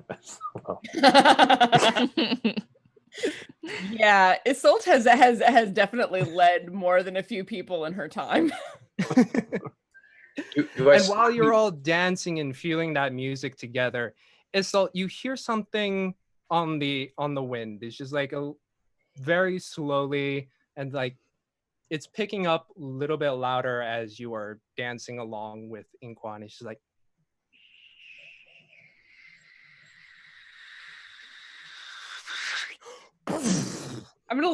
as I hear it coming, I'm gonna turn and look. mm-hmm. And because of the night sky and the fires by your feet, the moment you see it, it's already here. It's just like this white streak that just goes vroom, vroom, vroom, and lands on the green where the wrestling took place. And standing before you is for most of you, a quite large white dragon. and it's just staring down at all of the people who are just staring back at it. And it looks over and it's like, hello. Is it speaking common? Yes. Okay, just making sure. Hello? Are you here for the dance? Oh, I so wish I could be dancing right now, but no. You are all my slaves. How does that sound? I'm going to like immediately put my shield on my arm and draw my sword and say, not good. Not good at all. No. See, no. I'm not asking you to be my slaves. You are my slaves. You are all within my domain. So, very simply, all I'm going to ask is you all give me the treasure that you have now. And I only ask for one other thing, and that is one. And he holds up his claw. 1 person a week. Allow me to eat them. How does that sound? Is Harbin still here? Who is he addressing? Everybody or Everybody. Just... Okay. Are you looking for Harbin? Yeah, like if he's in the crowd, I just want to see how he's reacting since he is the town master. Harbin is...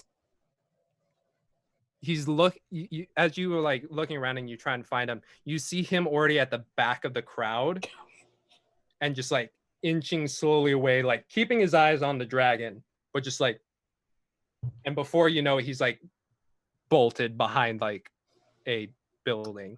Sucker. And he's like, well, how does that sound? Or I can eat you all now. Yeah, hand is definitely on the sword right now. Yeah, doing a slow watching his bow. Argent. Isolde has already drawn her sword and is holding it loosely at her side. Winley's petrified, so she hasn't done anything. So you all find yourselves there. And you look around at the people of Phandalin, and they've all, most of them, have like pulled out a knife of some sort. And they're like, just staring him down. And he's like, all right. These are not your people. They are not yours to eat. I shall eat them then. Either Try it. way. Try it. Let's roll initiative. Oh man, against a dragon at first level, I hate you. That was the most dramatic initiative. Now roll initiative. All right. Oh, Okay. a How do I dragon do- at first level? What the How do I get initiative? Oh, there it is. There Holy it is. hell, I see it. Winley. It's Dungeons and Dragons. You have to have a dragon, otherwise. I know, where's the right? Dungeon. At That's what first I level? want. I mean, I told you guys it's going to be like stereotypical, like you're going to meet in a tavern. And you fight a No. dragon. Yeah, this is all basic. This is I don't know what the game is about. All right, so I'm going to, let's see, where am I? There we go. Let's see, Darjan would be on the stage, Winley would be up front, and then you two would be dancing, and Tim would be hereish. Does that sound all right? Yeah. Yeah. Okay, cool. Let's see. What do we got here? We've got a wow, y'all rolled well. Okay, so we got a Winley at a 21.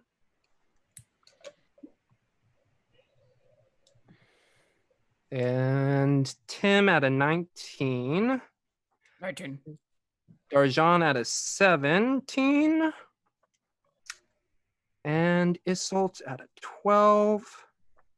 And Inqua at a 6. And let's see where he's gonna land. Okay, that's so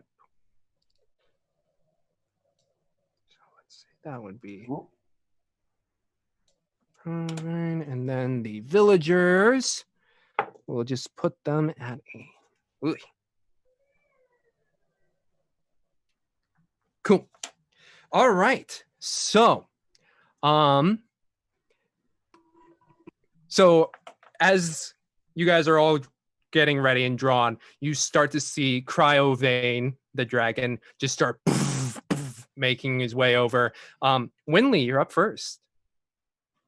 Winley is pretty petrified and she yells to Hazel, "What do I do?" Okay, and focus on the power of the goddess. Okay. And she focuses, and she's gonna go. She's not used to using her or channeling her divinity. But she has recently learned.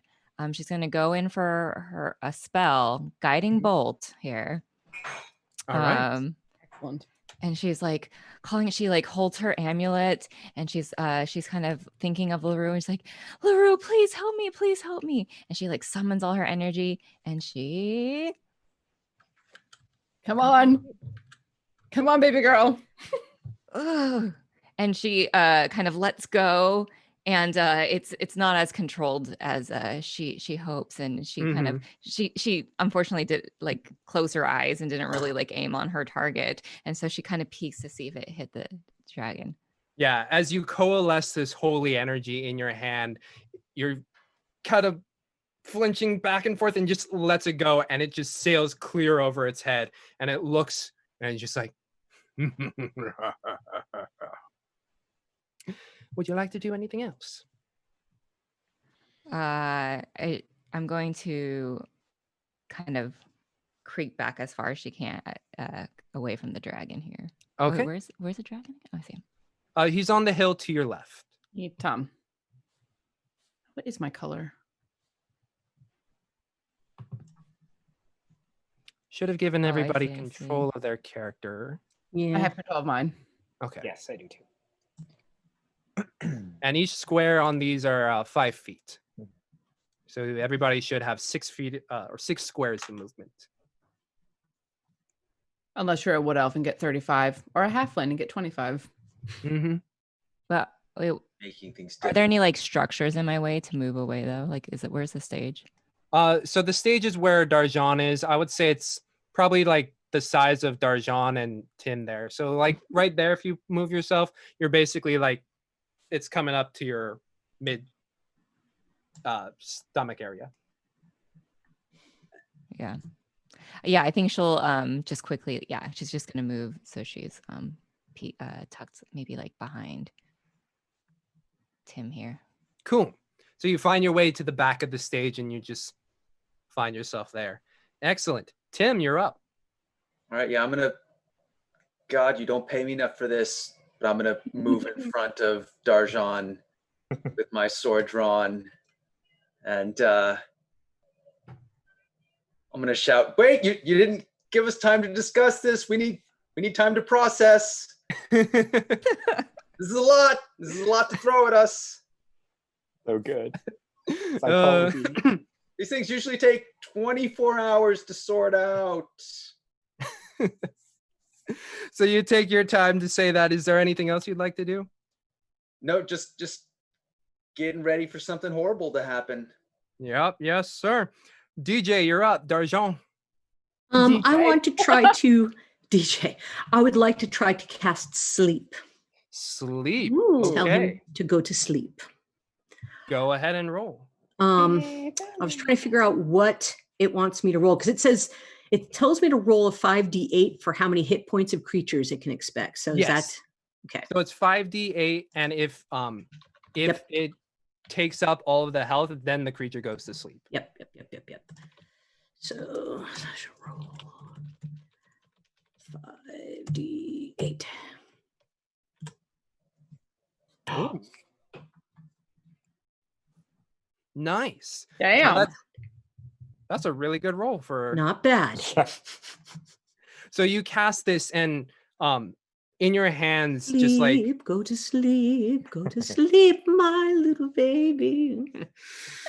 yeah, and it's like you start to like sing that song and pluck along the strings. You see like a slightly light purple glow on the strings that just emanate out and create like a dust that floats over Cryovane, and it's just like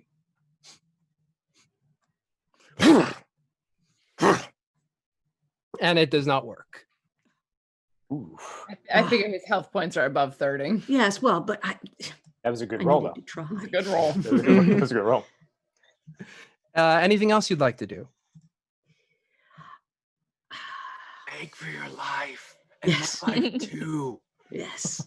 Yes. And so I just, ask him what gives him the right to come here and do this. We are all living beings who are here for amusement and fun. That is some lousy begging. I don't beg well. So you say that, and Crowvane is about to take its turn. He's just like, I can take what I want. And he moves forward, and he sees one of these villagers here.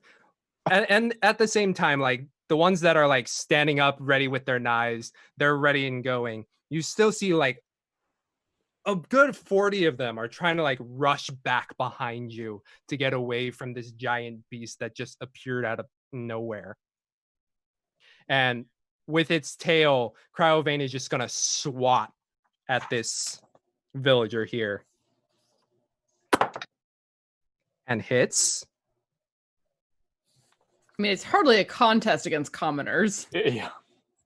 Oh, I think that was my computer. Is everybody? Everybody's I can hear okay. you. I think that was me. Yeah. You good? Okay, we're Yeah. here. I was like, where is everybody going? No. And with a swat of the tail, you just see this villager get catapulted, maybe. Yeah.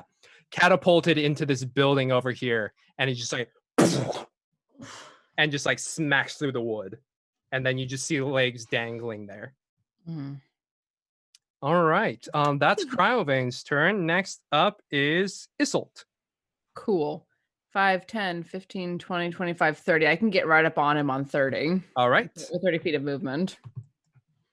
So you get up right up on him. What you gonna do? I'm going to take a swing. All right. Take your swing. First level paladin, Jesus God. What is she doing? God damn it. Strong. What an idea. Wrong way. You're definitely running the wrong way. May I ask for a reroll since we have, Yes, do Yes, it. Yes. use Do them. it. Use Oh, them. do it. Yeah. Do it. to say we have a ton of inspiration. Well, it's not a neck. Would you like to add a D6 to that? Do it. If you'll let me, I'm more than happy to. Yes, you may. All Thank you right. kindly. God damn it. 16. All right. All right. That's enough. Excellent. So you see this lumbering winged lizard just like swat this villager out of the way. And as its tail is coming back, you see a nice flexing of the scales as they're opening up to make room for that movement. And you just go for the stab. Roll your damage, please. 8. 8 points of damage, sir. 8. You find flesh underneath that separating scales, and it's just like.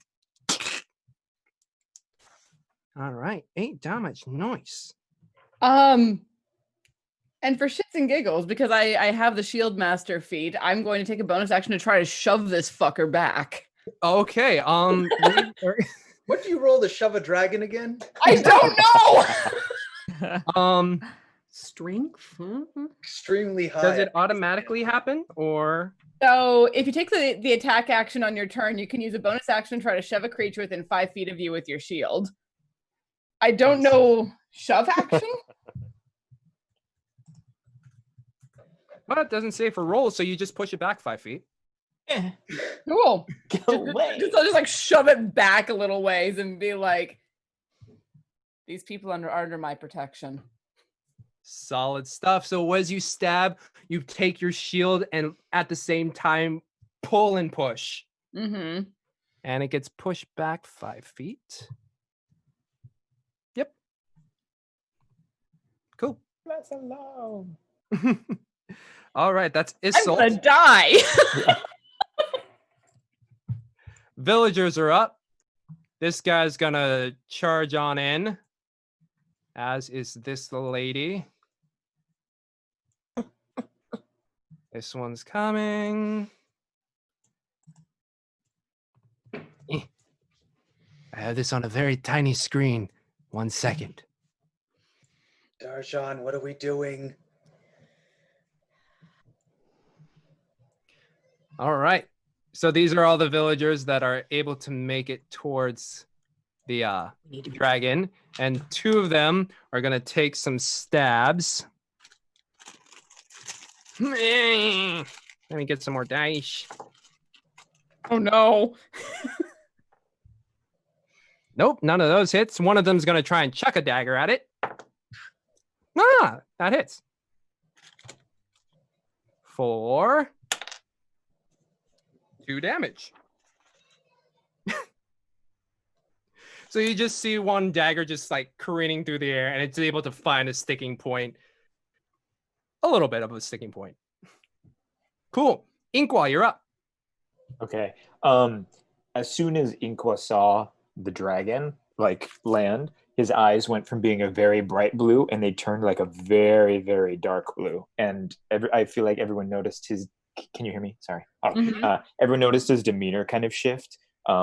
His jolly kind of good nature kind of went away as this happened, and he's just like, and you can tell that he's angry about something. So what he's going to do is he's locked his bow and he just pulls back, and he is rolling.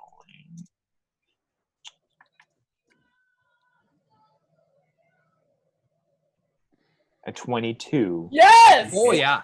So he he saw Isolt kind of chip away, or when she stabbed at the thing, he wants to aim right at where that was and let go his bow. 1 second.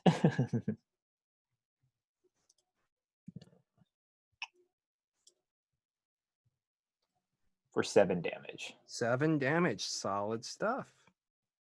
And then he'll yell something like, "Be gone, you don't belong here," or something like that. Hell yeah. Okay.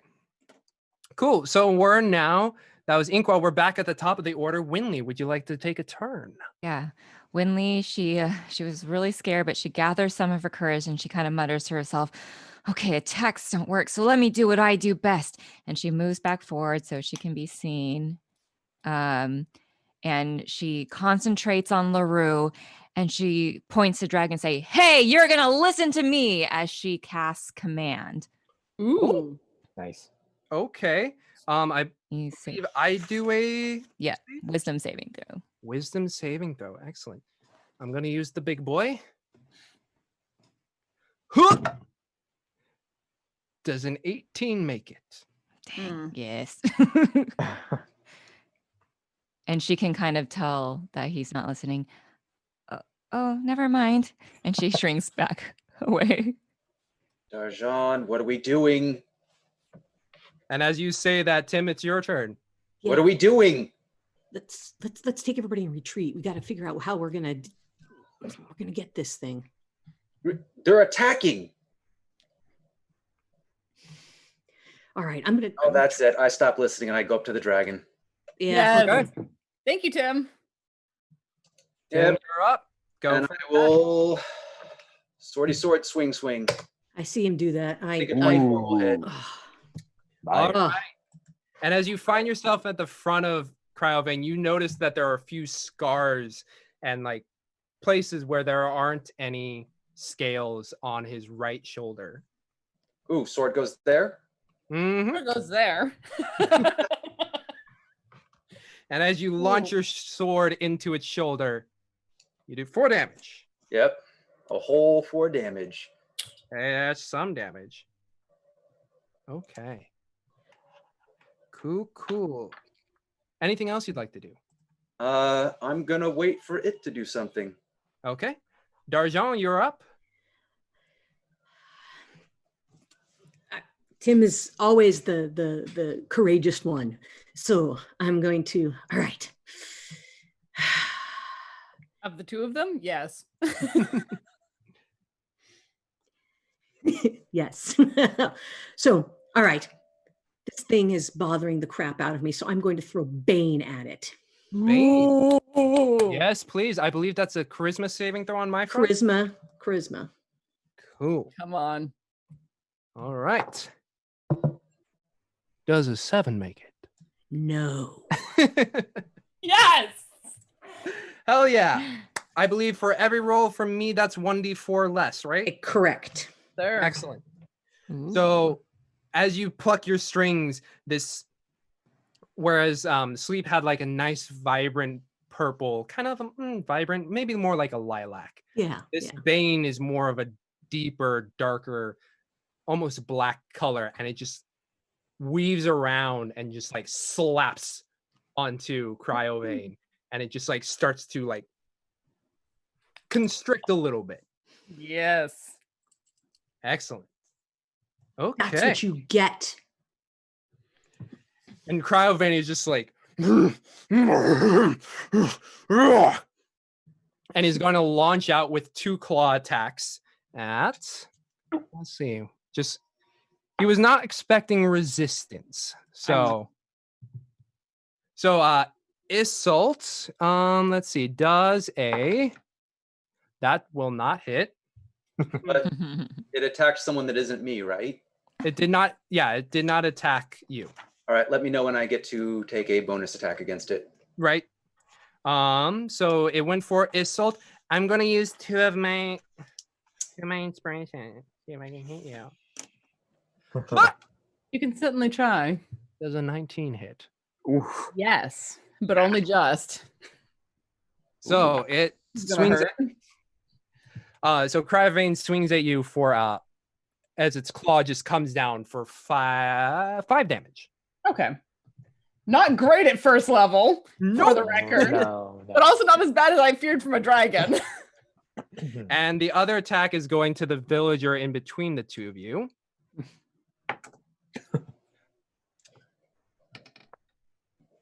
And whereas like that first one was kind of more like a rend that went through your thing, this one just goes right in through the villager next to you and just like, and then stops. Bastard. And then it just dies there. Oh, You buddy. bastard. all these red Dragon? shirts. Did that villager have armor of Agathis on? Boy, that'd be nice. But no, that one's dead. How do I dead? Dead. Dead. There There you go. Mhm. As is the one that's hanging from the I was gonna say, is he still? Help! Get me out of here! Help me! Oh, baby. He just needs a cleric. The fix right up. Tim, you said you Sentinel, right? Yep. Get it. Go ahead. Oh, Can I get a reroll? not on Yeah. that one. You can't. No. Well, It's a 1. That's that. Go. Yeah. I mean, unless James wants to rule otherwise, because it's Yeah. his game, he can do that. That's a natural one. I'm sorry. Mm. So like you swing with your sword and it just clangs against Cryovane's face, which is much more scaled. Just bop it on the nose. Pop it good. Can you roll me a strength check, please? I guess. I mean, if you're gonna said please, so I guess I won't. 14. So while that one just like pung, whoa, whoa, whoa, whoa, whoa, whoa, you feel your sword kind of like loosening your grip, but you're able to grab a hold on it and keep your sword. Cool. Okay. Let's see. That was Tim.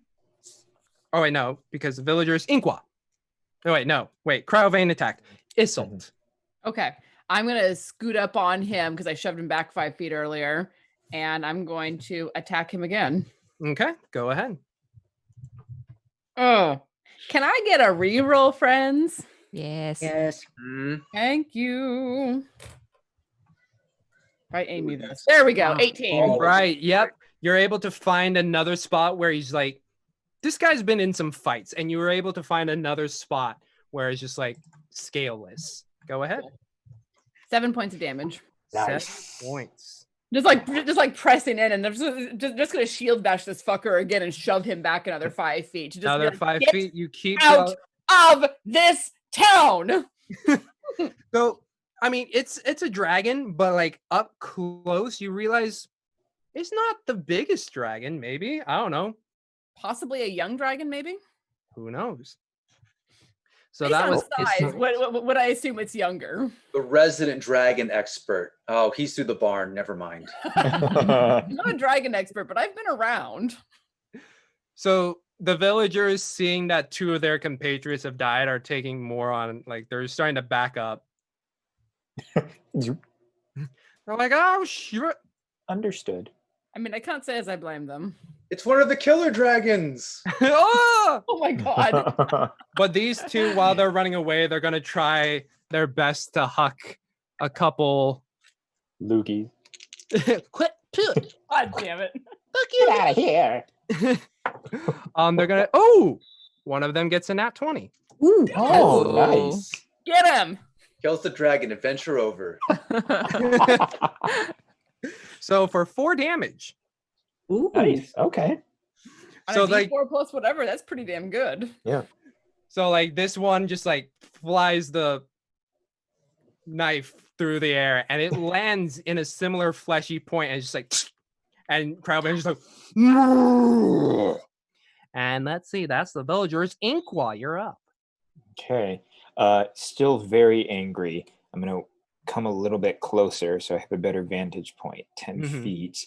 And then in Draconic, speak to it and say again, you do not belong here. You're to leave this area. As he knots his bow. And as an 18. Yes. Is a hit? Okay, cool. And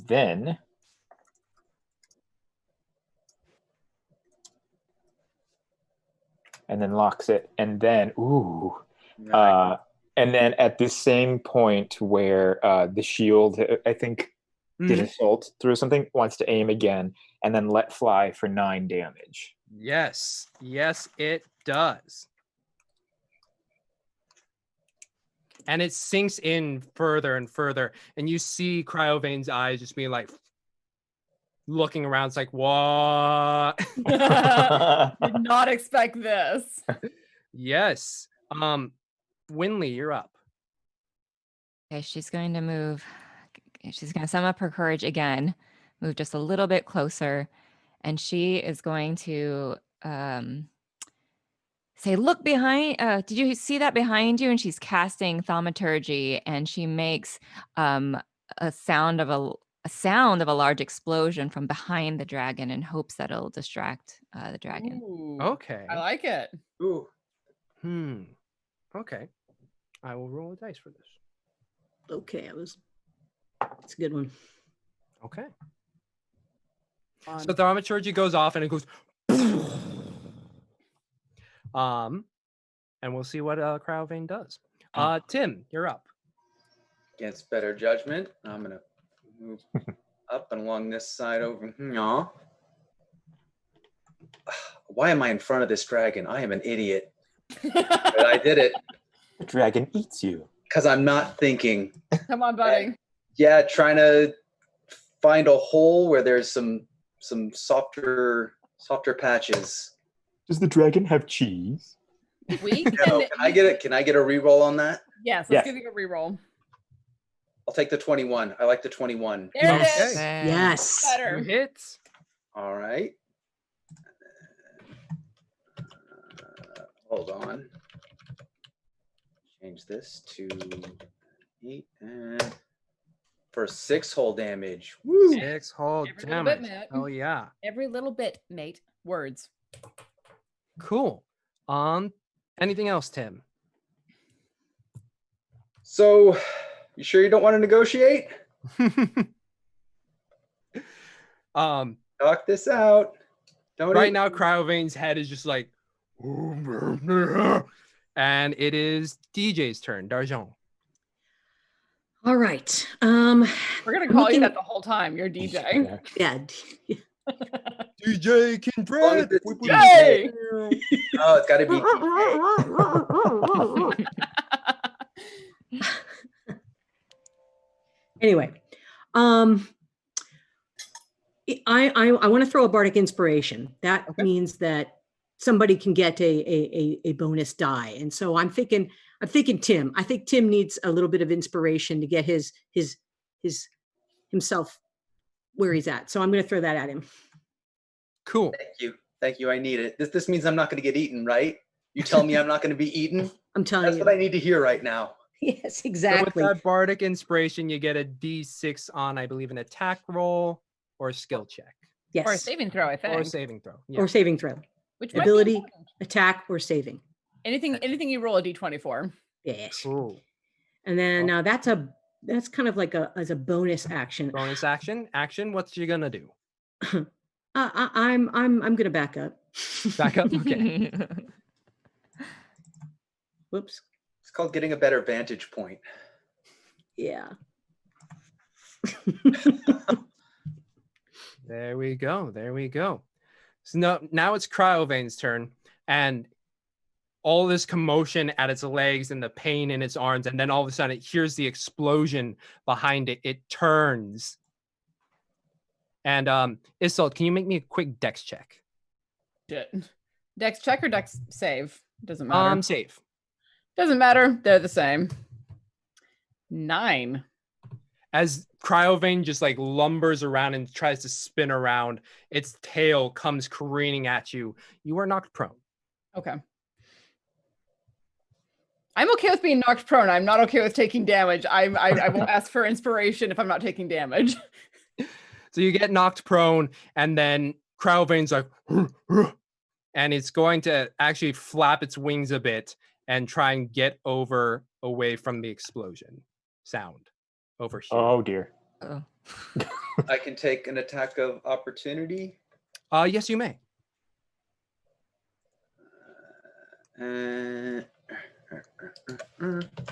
Meanwhile, Winley yells, "That's not what I intended!" If I make this What attack, have you done? You make the attack. Its speed is reduced to 0. 0. Ooh. All right, make your damage. Oh, I don't even care about the damage. Just stopping it. That's all I care Nice. about. Nice. 4 Well damage. done. Well done, 4 buddy. damage. Death of Nice. 1,000 cuts. So it does that, and it's just like, as it's trying to like get away, you're able to find a way to just like give it a quick slash on one of its tendons, and it's just like, and it just stops right there. This sucker's going down. Cool. You know what? It might be real interesting here in a minute.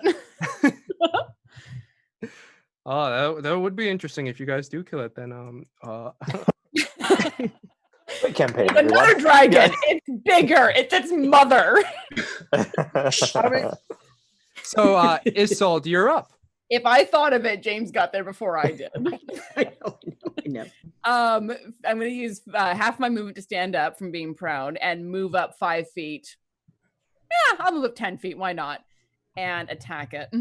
Mm-hmm. Plus 6. Yes. Does 15 hit? No. May I add a 6. D6?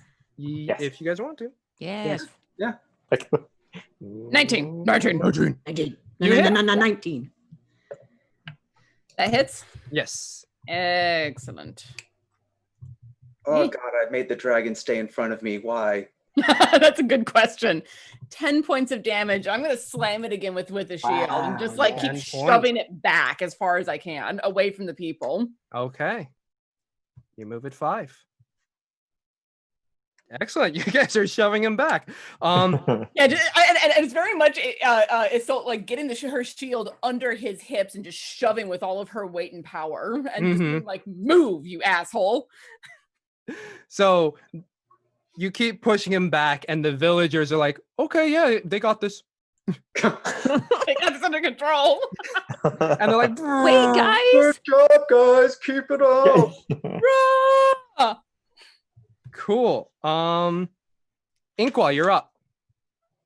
okay. So he's gonna walk.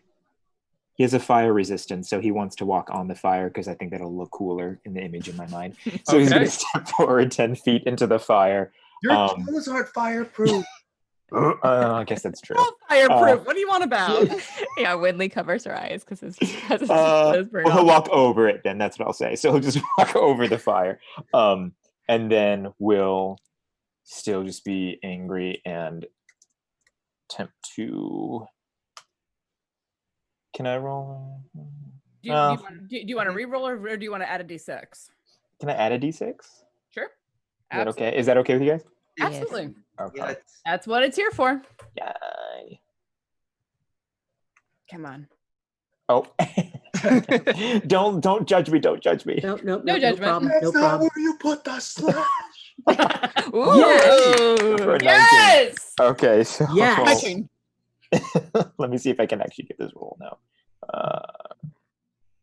Oh, please finish it off, Matt. So yeah, hold on, and then he will do a 10 damage, and he's gonna aim That's for damage, mate. his eye, Woot. his other eye, the eye that was not smacked by who did it earlier? Someone smacked him. Was it Yeah. Tim? Woot. Probably Tim so. smacked it like on the face area. Yeah. So I'll again lock it towards his face. And with the thrashing, it gets close, but like it's right in, I would say like the cheek area. Nice. It just like embeds itself there, and Cryo Vein is freaking up. Winley, you're up.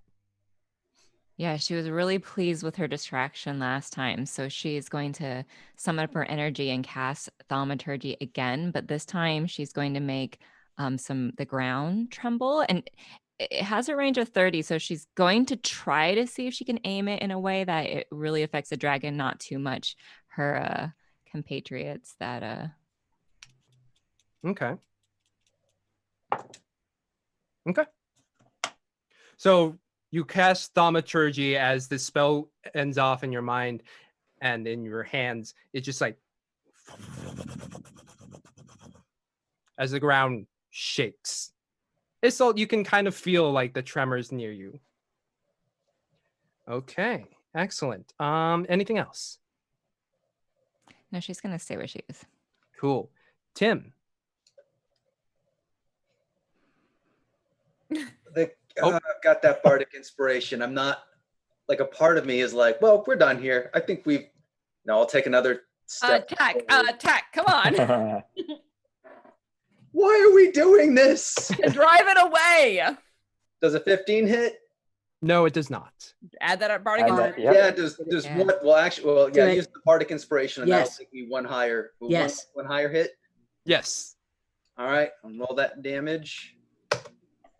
9 damage. Poke it again in a soft spot. Nice. Yes.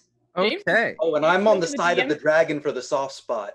James is making the DM face that I recognize. How do I deal with this? Its speed is back this turn, except I get to take attacks of opportunity even if it disengages. Yep. All So- right. Fuck. Sentinel, man. DJ, you're up. Oh, Okay. So I'm going to have to move to do this, unfortunately. Because we keep But, shoving it away. I know. It's like, what the heck? You're going to tell me that I'm not going to get eaten by a dragon? Well, I'm going to try to see if I can scare it off. I am going to try to make let's see, what would be a good sound to make to get the dragon to another explosion. Like it thinks another explosion's coming after it. It's got the rumbling. So I'm going to do another explosion. I'm going to cast a cantrip, a minor illusion at it. Okay. I will. Okay. Cool. So the explosion goes off. The ground starts to rumble. DJ, is there anything else you'd like to do?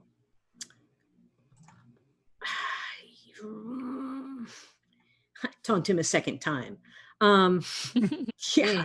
No, Go I ain't gonna- away, or I shall taunt you again. Exactly. There, I taunt him. told you I'd make a Holy Grail reference, Nick.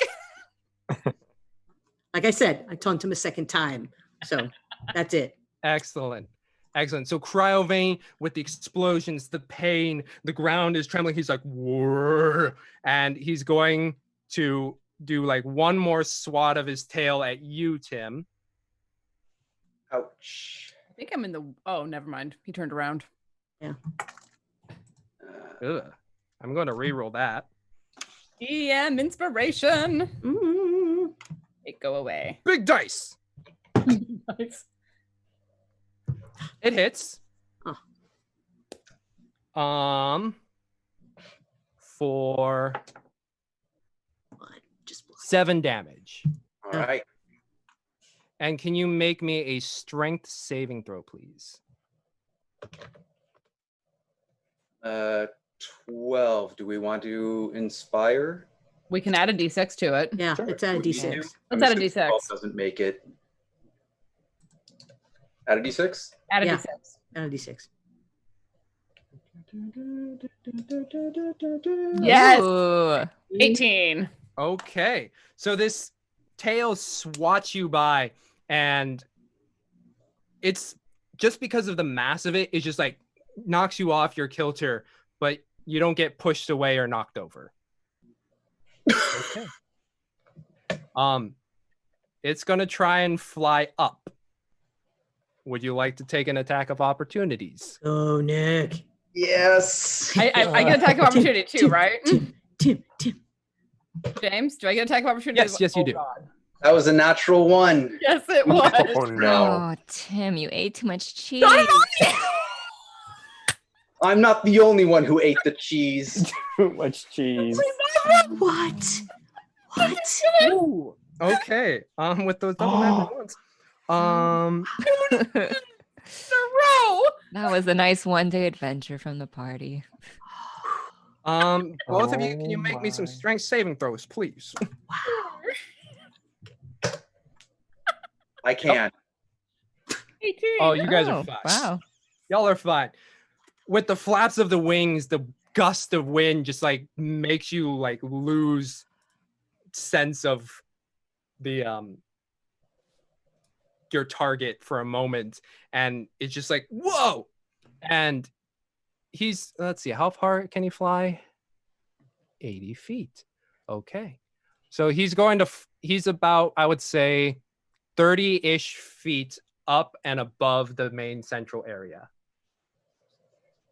He's And he's flying. up. He's Yes. okay. He's 30 feet up above, around Inqua's area. Cool. 30 feet, you say? Noted. Yes. That goes from Cravain to Isolt. Okay. So after recovering my balance from that, I turn around and I see him hovering up in the air. And I'm going to run and I'm going to get up on one of the benches to give myself a little bit more height. Mm-hmm. And I'll go ahead and let my sword drop as I pull a javelin to huck it at him. All right, huck away. Come on. 19. Nurturing. Nice. So this javelin flows through the air and is able to find purchase in, again, one of those scaleless spots. Excuse me. I think at this point we've made some scaleless spots. Yeah. Oh, That's probably accurate. You were able, like, especially with like Isolt jamming in that same spot and the arrows from Inqua widening that gap. Mm-hmm. And that is 8 points of damage. 8 points of damage. Just like huck my javelin up at him. Cool.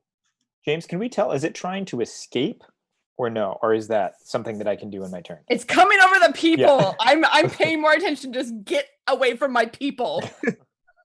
You could tell, or what you can roll me an insight check for anyone who'd like to. Sure. It's also favored enemy. Does that make any difference or no? Oh, Yeah. That's a You nat know- one. I've never had someone play a ranger in my campaigns before. So Oh, well. favorite enemy, huh? What does that mean? Advantage on survival checks, tracking favorite enemies, int checks, recall information, blah blah blah blah blah blah blah. But I don't know how it works with I would say no, not with this one. perception. Okay. Insight. Did I say perception? Insight. Oh, Insight.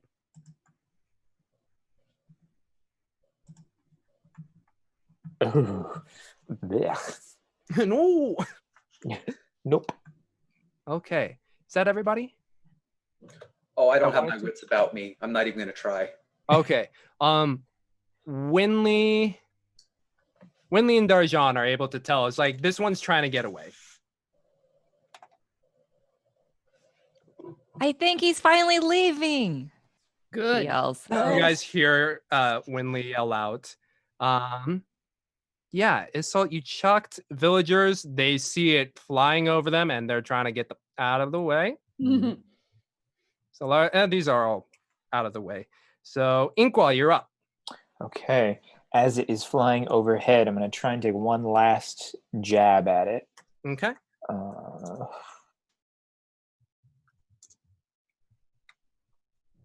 15? 15 does not hit. Okay. So I'll just...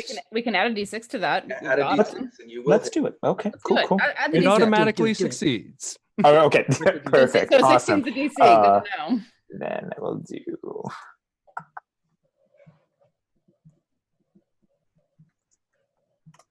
For 7. I'm just aim straight up and look and see where if there's an open spot and then let the arrow fly. Excellent. Okay. Winley, you're up. Winley is just going to back up a little, and she's going to say, "Guys, I think he's running away." And then she's not going to do anything. Okay. Excellent. Tim. Yeah, I'm gonna move up behind this to take cover behind this cabin. Mm-hmm. I'll drop my sword and drop my crossbow and take a shot. All right. Take a shot with your crossbow, sir. And, 17. That hits. Nice. All right, and that is... Where's my damage? Those ones. Right. Points of damage. All right. So as Inkwell's arrow is like able to like go through the wing and make a nice hole through it, your crossbow bolt, while due to its size, makes like a smaller hole. I am 25. I am not 12 anymore.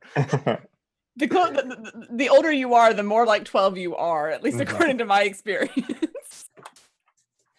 And it pierces through, and it's like, y'all have done some damage to him. Get out. All right. Darjan, you're up. I have to make this look spectacular. So I'm going to prestidigitation a shower of sparks over him. Hey, there is someone who can clean your clothes, Winley. Love that. All right. So the sparks, any particular way the sparks come about? What do they look like? Or? Yes. It looks like all I can say is a firework. This thing comes flying out and goes poosh, overhead. I want it to duck and be like, what's happening? And swerve from it. So like it's already trying to get away, and then all of a sudden another shower of sparks, like flash of light by its eyes, and it flinches and it's just like, and it looks down at Inkwa, and it's just like, weaker race, a parting gift. In Draconic, by the way. Can you repeat what he said though? Because I didn't understand. Weaker race, a parting gift. Uh-oh. Okay. Can I relay this to everybody while he says it? Or is and it the not enough moment time? you're Yep, like okay. turning to like everybody, its mouth opens wide, and you just see a slow crystallization of frost coming from its teeth, and then it just erupts outwards, engulfing the party space before it. And that's where we're going to end tonight. Of course it is, you bastard. That was great. That was good. That was good, man. Well done, sir. That was really good.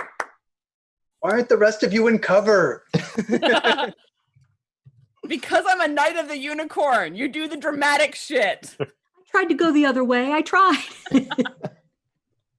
I love how All visually right. oriented this group is, by the way. I love it. I live What for it. oriented? Visually oriented. It's like, Yes. I want to make this look cool. Of Stick with the firework.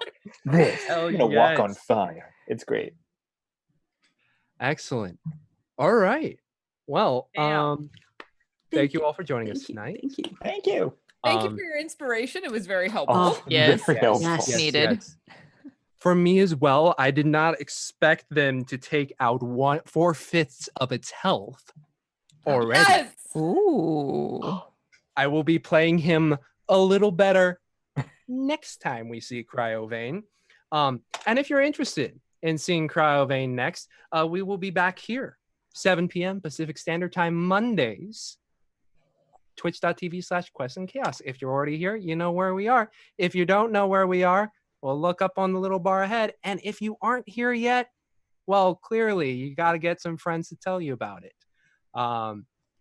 Anyway, we will see you Monday. Tomorrow, again, we will be having the one shot of Battle of the Bards. Me, Julie, Tiana will be there, as well as a few other Quests and Chaos regulars, all DM'd by Ezra Denny.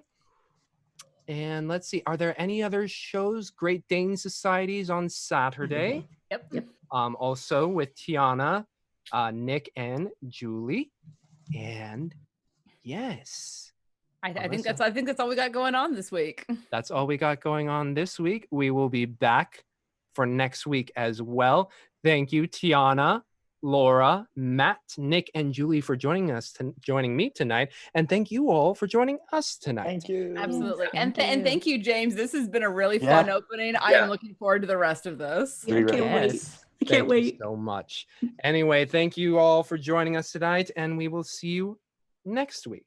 Have a great weekend, and stay safe, stay healthy. Bye. Bye.